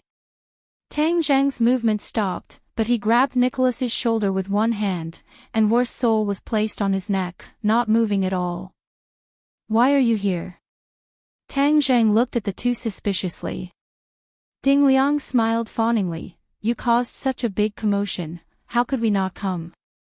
The matter at the embassy has already been settled, but this person is the head of the Rockefeller family, and is of great use, so we can't kill him. Tang Jing did not give him any face, and coldly snorted, killing him is the greatest use to me. Ding Liang's face stiffened, and he continued to persuade, killing him will only relieve the hatred in your heart, but if you leave him alive, we can squeeze out more value. What value? Ding Liang hesitated for a moment, then said, "The Atlantic Empire has already agreed to exchange their aircraft carrier technology for his life." Tang Jing knew that aircraft carrier technology had always been Hua Xiao's weakness, and the Atlantic Empire's greatest reliance was their aircraft carriers, which could be deployed to any area. Tang Jing coldly snorted, "They're really willing to spend a lot of money." Ding Liang smiled, "Yes, this person is too important to the Atlantic Empire, which is why they're willing to spend so much. Since the Atlantic Empire is willing to exchange their aircraft carrier technology for him, that means his value is even greater than the aircraft carrier technology. Letting the tiger return to the mountain is the biggest hidden danger." Tang Jing thought for a moment, and said firmly. Ding Liang was slightly stunned, but he also turned around, and it was indeed so. He looked at Nicholas with a complicated gaze, and was speechless. Number 2 said in a deep voice, "Where did you get all these twisted logic from? This is the decision of the higher-ups, you just have to follow it." "Is that so?" Tang Jing jokingly laughed, "I already said that this matter has nothing to do with me, and you guys really are like that." Number 2 raised his eyebrows and asked with an unfriendly expression, "Are you going to disobey the order?" "I don't want to disobey the order, but if I don't kill this person, the heavens will not tolerate it." Tang Jing didn't kill Li Xiaotian because he didn't do anything that the heavens would not tolerate. Nicholas, on the other hand, was not like this. Not only did he suck human blood, but he had also cruelly killed countless innocent people, especially when he tried to activate the Mountain River blood sacrifice array on Sky Mountain. This made Tang Jing feel no pity for him. Seeing Tang Jing directly refuse, Number 2 flew into a rage and said, "Are you going against the country? Don't put a hat on me, I won't fall for it." Tang Jing retorted, "You can't represent the country." Number 2 was originally a martial artist, so how could he be as eloquent as Tang Jing? His face flushed red, and he said angrily, "I said you can't kill him, so you can't kill him." Whoosh! A fist directly flew towards Tang Jing. Tang Jing's hands were not empty, and he kicked out. Bang! A powerful force came from the soles of his feet. If not for the fact that he had cultivated the chaotic Vidra spell, his bones would have been broken. "You are so ruthless." Tang Jing flew into a rage, but at the same time, he was secretly shocked. His opponent's strength was beyond his imagination. He was actually stronger than him. Although it was only a simple contact, Tang Jing had already made a general judgment. This palace expert was indeed worthy of his reputation. Number 2's first attack missed, so he launched another series of attacks. Creak creak. All of a sudden, Xiao Bai appeared out of nowhere. He opened his mouth wide and a beam of fire shot up into the sky. Aw dash! Number 2 turned pale with fright and retreated in a panic. He didn't expect there to be a fire attack. A burnt smell slowly filled the air. His hair and eyebrows were burnt by the fire, and he was in an extremely sorry state. Number 2 had never experienced such a thing before. He glared at the complacent Xiao Bai who was standing on Tang Jing's shoulder and shouted angrily, "Bastard, you can even spit fire, I'm going to roast you." Xiao Bai could understand human language, and immediately flew into a rage. He bared his teeth at Number 2, and spat out small flames at the side of his mouth, as if he could taste the taste of roasted pig again at any time. Tang Jing squinted his eyes, a cold light flashed, and asked, "You want to roast my Xiao Bai? So what if I roast it? It's just a demonic beast." Number 2 said disdainfully. To Tang Jing, Xiao Bai was not only a demonic beast, but also the holy beast of the witch clan. In addition, after interacting with each other day and night, Xiao Bai was more like a part of his life, a relative. Hearing Number 2's shameless words, how could Tang Jing not be angry? Ding Liang had been undercover for many years, and was good at observing people's expressions. Seeing Tang Jing's reaction, he knew something was wrong. He hurriedly advised, calm down, Tang Jing, we are just passing on orders from above. We have no other choice.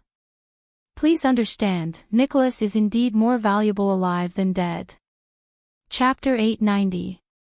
5 words, simple and powerful, like a strange rock with distinct edges and corners, exuding an unyielding aura. Ding Liang and number 2 did not expect Tang Jing to be so stubborn.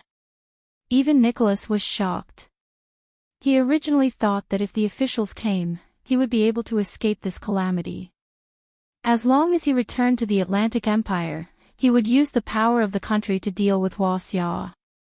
He was confident that he had many ways to make this ancient country suffer at the national level. But he did not expect Tang Jing to be so stubborn, giving him an ominous premonition. Tang Jing, don't be impulsive, Ding Liang continued to persuade, but before he could finish, his eyes widened as he watched in disbelief as Tang Jing actually made a move. Yes, Tang Jing, in order to avoid any more trouble, might as well directly take action. How dare you, stop! Number 2 roared again and jumped up to the roof, jumping from the chandelier above and pouncing towards Tang Jing. Tang Jing acted as if he did not see. With so many people, if they could not stop a palace expert, then he might as well buy a piece of tofu and knock himself to death. Thus, with a turn of his hand, the battle soul sword also followed suit. Pooh! Nicholas watched in disbelief as the sword edge cut open his throat, blood flowing out. The sword edge's momentum was not reduced, directly cutting off his neck. The huge head directly flew out. He did not even have time to scream, it was already gone. Even if Nicholas had an immortal body, there was nothing he could do in this situation. Moreover, Tang Jing did not give up just in case. With a point of his finger, a ball of true fire flew out and wrapped around Nicholas's head and body. Boom! As if he had been doused in gasoline, Nicholas turned into 2 balls of raging fire. Number 2 was intercepted by Tian Chanzi in midair. When Tian Chanzi made his move, his attack was like an avalanche. Bang! Number 2's chest was hit by a palm. Like a kite with a broken string, he broke the chandelier on the roof and directly smashed into the rostrum. Pooh!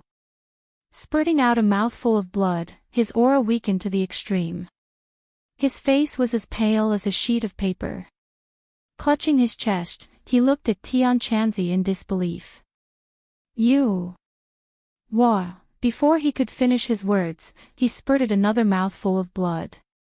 He had heard that Tian Chanzi's cultivation was amazing, but he didn't expect the gap between him and Tian Chanzi to be so big. This was simply a natural chasm that couldn't be crossed. Tian Chanzi looked at him coldly and said, "You want to hurt Tang Jing? Do you really think I'm just a decoration?" Number 2 was on the verge of death and had no strength to refute. In addition to anger, there was also deep despair in his eyes. As an expert, what could be more depressing than being defeated so easily by someone else? Seeing Tian Chanzi walking towards him step by step, his murderous aura enveloping him, Number 2's mind trembled, but he had no power to resist at all. He was like a fish on the chopping board, waiting to be slaughtered. He regretted it immensely. How could he be so reckless? Before he left, the chief had repeatedly warned him not to act on impulse and to plan carefully before acting. But when it came to it, he forgot all of this. In the end, he was still a simple-minded martial artist who didn't see the current situation clearly. Ding Liang was stunned. The imperial expert who was shocking in his eyes couldn't even withstand a single blow. Only then did he experience Tang Jing's power again. He couldn't just watch the situation worsen. Thus, he suppressed the fear in his heart with great difficulty and stood in front of Number 2. His face was uglier than if he had eaten yellow lotus. He said in a trembling voice, "Don't hurt him. Otherwise, things will really worsen and become serious." After confirming that Nicholas had been burned to ashes, Tang Jing turned his head and looked at Number 2 and Ding Liang with a mocking expression. Since Number 2 couldn't see the situation clearly, then he would help him see it clearly. Now number 2 should know who was in charge here and who was the commander. Ding Liang, this time I'll give you face and let him go. In the future, don't be so arrogant in front of me. Don't think that you can be so arrogant just because you're an imperial expert. Let me tell you, in front of me, you're nothing. Tang Zheng said lightly. His tone was very calm, but the strong self-confidence and murderous intent revealed made people's hearts beat like drums. Number 2 couldn't say a word to refute. His face turned from white to red, and he couldn't wait to find a hole to hide in. Whether I kill Nicholas or not, that's my business.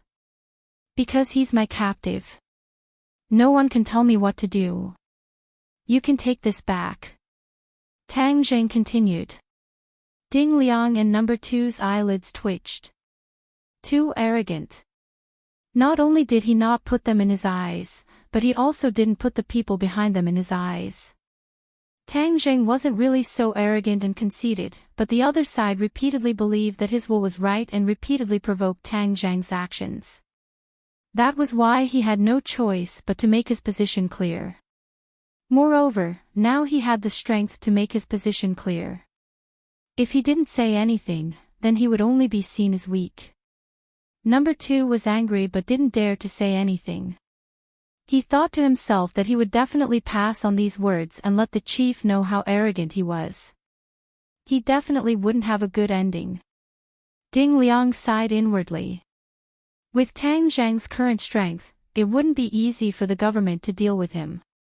He was already extremely benevolent to cooperate with the government like this. One had to know that Rockefeller's influence in the West was huge. They didn't care about the government at all, and many times even suppressed them secretly. What president? They didn't dare to put on airs in front of Nicholas. It was just that Nicholas never dreamed that he would meet his Waterloo in Huaxia, and that he would fall and be reduced to ashes.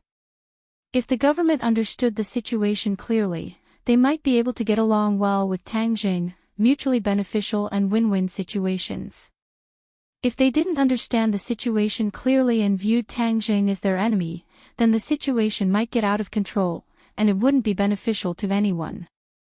Ding Liang had been in the Atlantic Empire all year round, so he was very clear about this.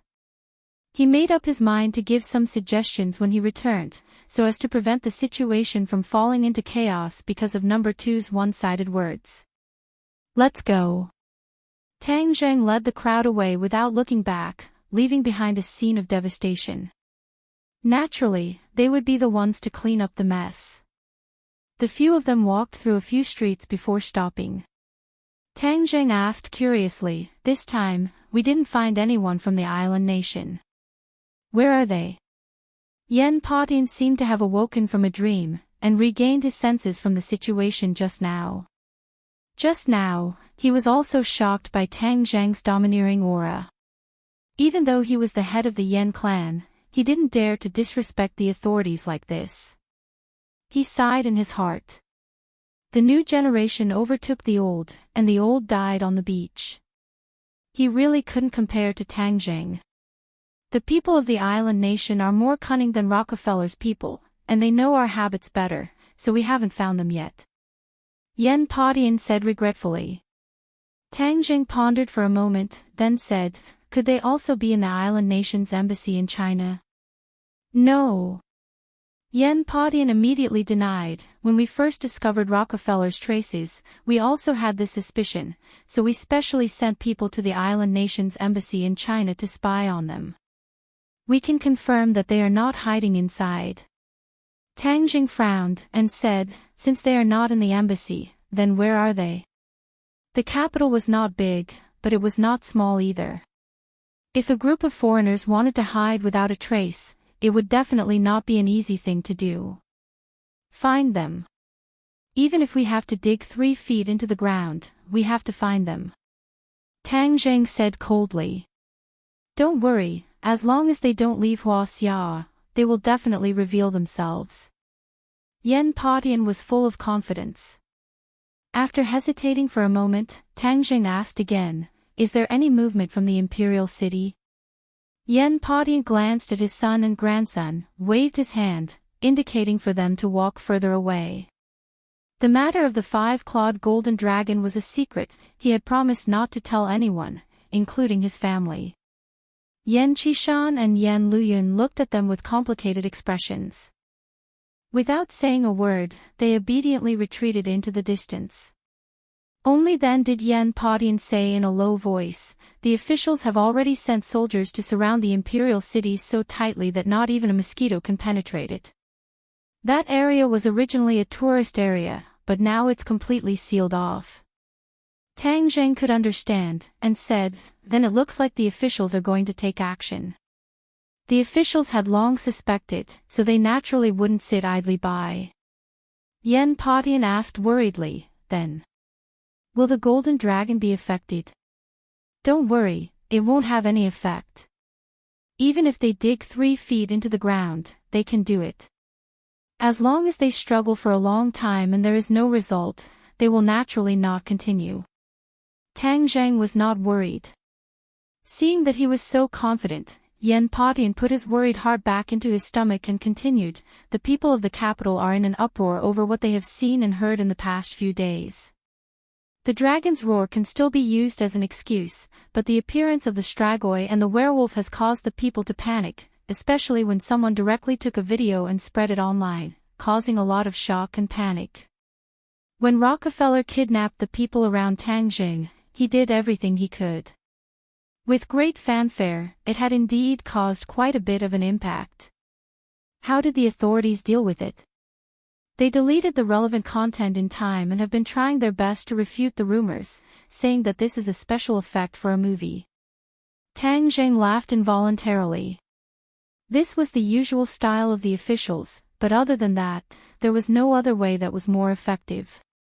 Otherwise, if the existence of the Strigoi and the werewolf were to be announced, it would definitely cause panic and social unrest. The reason why Rockefeller chose to act in such a public manner was probably because he had such vicious thoughts. Although the people would still suspect and guess, as long as they guided the general direction, there wouldn't be any big problems. The authorities were very experienced in this area, so Tang Zheng wasn't worried. However, paper would not be able to wrap up the fire. In the future, when more cultivators appeared, or when the prophesied return of the demon clan's large army, or when the world ended, the existence of cultivators would no longer be a secret, and the people would eventually know. At that time, the world structure would undergo an earth-shattering change. No matter what the direction of the world was, the key was to resolve the crisis in front of them. The appearance of the island nation made Tang Zheng extremely vigilant, because the island nation was definitely related to the 100 Transformation Star Lord. Chapter 891. Ding Liang and Number 2 stood in front of the bureau chief in fear and trepidation. Number 1 and Number 3 also stood beside them. Ding Liang reported his encounter with Tang Zheng in detail. The bureau chief's face was as dark as water. Number 1 and Number 3 could no longer suppress the anger in their hearts. Especially when they saw the battered and heavily injured Number 2, they couldn't wait to find Tang Zheng and settle the score. Ding Liang nervously finished his report and stood respectfully at the side, not daring to say another word. The bureau chief snorted and said, "He's actually this arrogant." Ding Liang's throat was dry as he said with fear, "He's a young man after all, and he's in the right. So it's inevitable. After all, he was an old member of the National Security Bureau, and was also saved by Tang Zheng from the Atlantic Empire. Naturally, he was grateful to Tang Zheng, so he didn't forget to speak up for him. However, Number 2 angrily added fuel to the fire. He doesn't even care about the bureau chief. Preposterous. Number 1 shouted. "Bureau chief, please give the order, we'll go and capture him." "Capture him for what? What do you want?" "Kill him," the bureau chief asked in annoyance. "This kind of unstable factor can't be used by us, so we should get rid of him as soon as possible," Number 1 said with a murderous look. Ding Liang trembled in fear. He wanted to continue speaking up for Tang Zheng, but the bureau chief beat him to it. "So, this is why you're a subordinate and I'm the bureau chief. I only know how to fight and kill every day. Number one's face turned red. He lowered his head and didn't say a word. I've seen him so many times. I've heard his words and observed his actions. He's not really a rebellious person. As long as you don't touch his reverse scale, everything is fine, the bureau chief said in a low voice. If Tang Zheng heard this judgment, he would definitely give him a thumbs up and praise his foresight.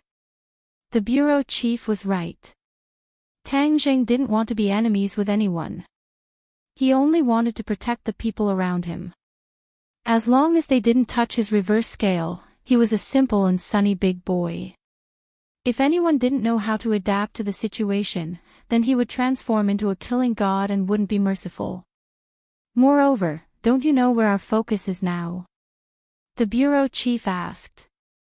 Yes, I was wrong. It's good that you know you were wrong. Don't be impulsive and start a conflict with Tang Zheng again. What about the Atlantic Empire? Ding Liang was overjoyed.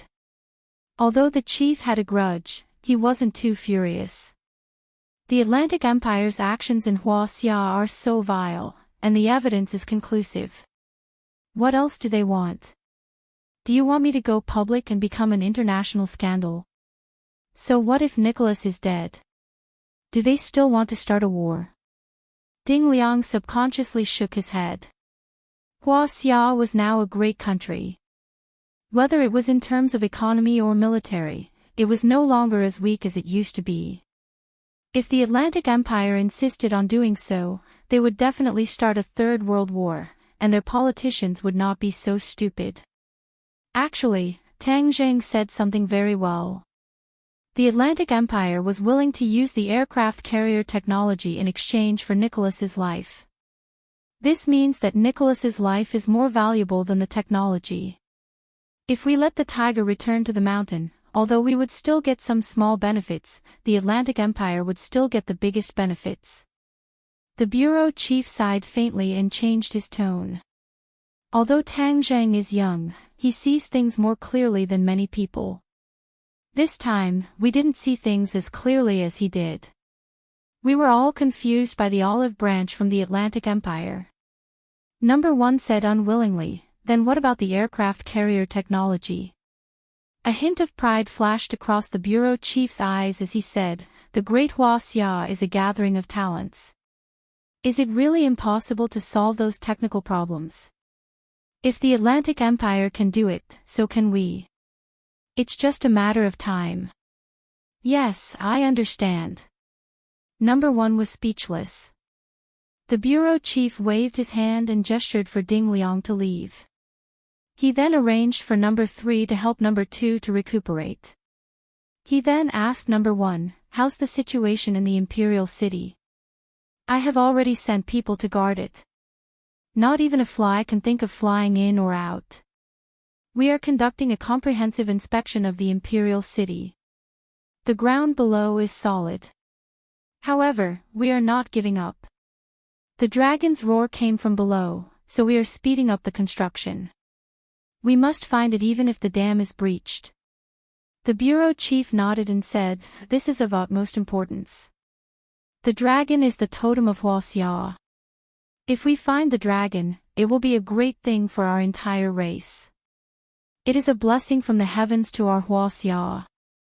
Just like the dragon god, our race and country will definitely soar and soar into the sky. Yes, I will do my best to complete this task. If you find anything, you must inform me immediately. I want to be the first to know, understand? I know before the other chiefs. Do you understand? The bureau chief looked at number 1 sternly. Number 1 understood tacitly. Although the bureau chief stood at the top and was above millions of people, there were still competitors. This time, the competitors would definitely be paying attention to this matter. It was just that they were one step ahead and had the advantage. The dragon was very important. Whoever was the first to see the dragon, or even obtain the dragon, had a special meaning. Number 1 was very clear about this point, so he agreed without thinking. Rest assured, bureau chief. I will make a military pledge. The dragon search mission will be completed perfectly. No one else can think of getting a share of it. The bureau chief smiled in relief. Night fell in the imperial city. The lights were still shining brightly, as if it was daytime. There was a sentry every 5 steps and a sentry every 10 steps. The security was very tight. Under the bright lights, the bombed ruins were already clear and clean. The hard stone slabs were also lifted up. Large machinery was working, excavating the ground. Bang! A large piece of soil was dug out from the ground and poured into the back of the car. Number 1 stood beside the car and stared at the hole on the ground that was getting bigger and bigger. It was as if a dragon would fly out from it at any time. His expression was serious, but it was hard to hide his excitement. If they really dug out a dragon, what kind of scene would that be? It was hard for him to imagine, but there was no doubt that it would be a scene that he would remember for the rest of his life. Outside the imperial city, there were still scattered tourists gathered yesterday. But after being driven away by the military police, no one dared to come here. Although the people were very curious about what happened in the imperial city, it was not difficult for the smart people to think that all this might have something to do with the roar that shook the sky. The two of them hid in a nearby forest and blended in with the dark environment. Master, that roar came from the imperial city.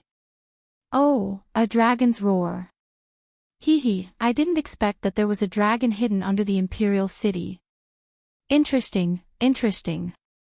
Then what should we do? Master will take you to see the real dragon. Yamada no Orochi wanted to turn into a dragon but didn't succeed. This time, let it succeed. Let's see it. After saying that, he stretched out his palm, and a strange giant snake with 8 heads wriggled its body in his palm. Yamada no Orochi had shrunk to the size of an earthworm. It obediently lay in the palm of 100 Faces Star-Lord. Its 8 heads kept flicking their tongues, looking ferocious and terrifying. These 2 people were 100 Faces Star-Lord and Junko. When Junko heard the dragon's roar last night, although she did not know what it was, she immediately reported it to her master. 100 Faces Star-Lord had fled to the island nation. He was ready to bring Yamada no Orochi back to help him. Without the demon beast, he always felt that something was missing. Naturally, he had to bring a new servant with him. After hearing Junko's description, 100 Faces Star-Lord immediately deduced that it must be a dragon's roar. Although he had never seen a real dragon, he was after all a person from ancient times. Although he had never eaten pork, he had seen pigs run. Naturally, he knew more than ordinary people. Junko's eyes flickered. She could not hide her surprise. Dragons are a legendary existence. Can we really see one? Of course, but I don't know why there is a dragon in the imperial city. It's strange, 100 Faces Star-Lord muttered to himself suspiciously. You said that Tang Zheng and others were also in the imperial city when the dragon's roar sounded, right? Yes, according to reliable information, that was the case. At that time, Songyu buried explosives in order to kill him, but unexpectedly, it did not kill him. Instead, it caused the dragon's roar. Junko nodded. These days, she had been hiding from her opponent's tracking. It was very difficult to hide, but she had also collected a lot of information. 100 Faces Star-Lord frowned. So he also heard the dragon's roar. He was here at that time, so it is impossible for him not to investigate. Has he found anything? Master, according to my judgment, he should not have. If he had found something, then the Huaxia officials would not have put the imperial city under martial law. The dragon must not have appeared. Junko analyzed. 100 Faces Star-Lord thought for a while and said, that makes sense.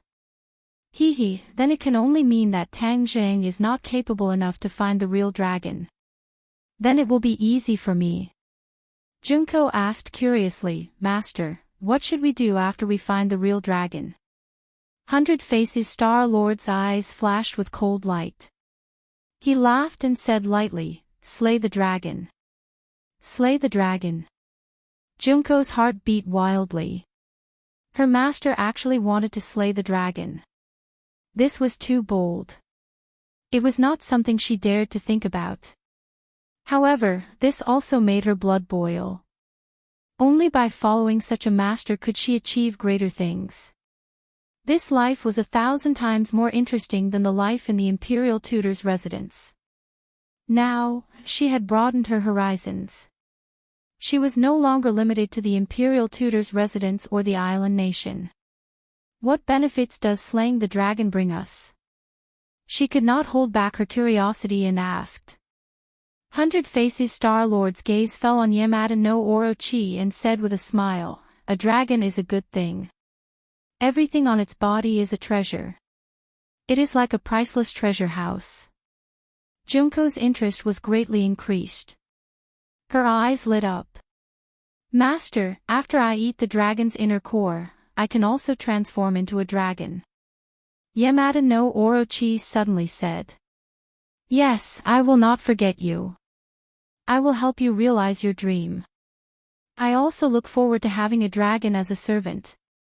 Yamada no Orochi hurriedly said, "After I become a dragon, I will do my best to go through fire and water for master." 100 Faces Star-Lord laughed dryly. Yamada no Orochi had no choice but to be so docile. Even if it transformed into a dragon, it would not be able to escape from 100 Faces Star-Lord's grasp. This was because he had used a secret technique to imprint a mark on Yamada no Orochi's soul. Unless he removed the mark on his own accord, Yamada no Orochi would have to listen to him no matter how powerful it became. Otherwise, he could take Yamada no Orochi's life with a single thought.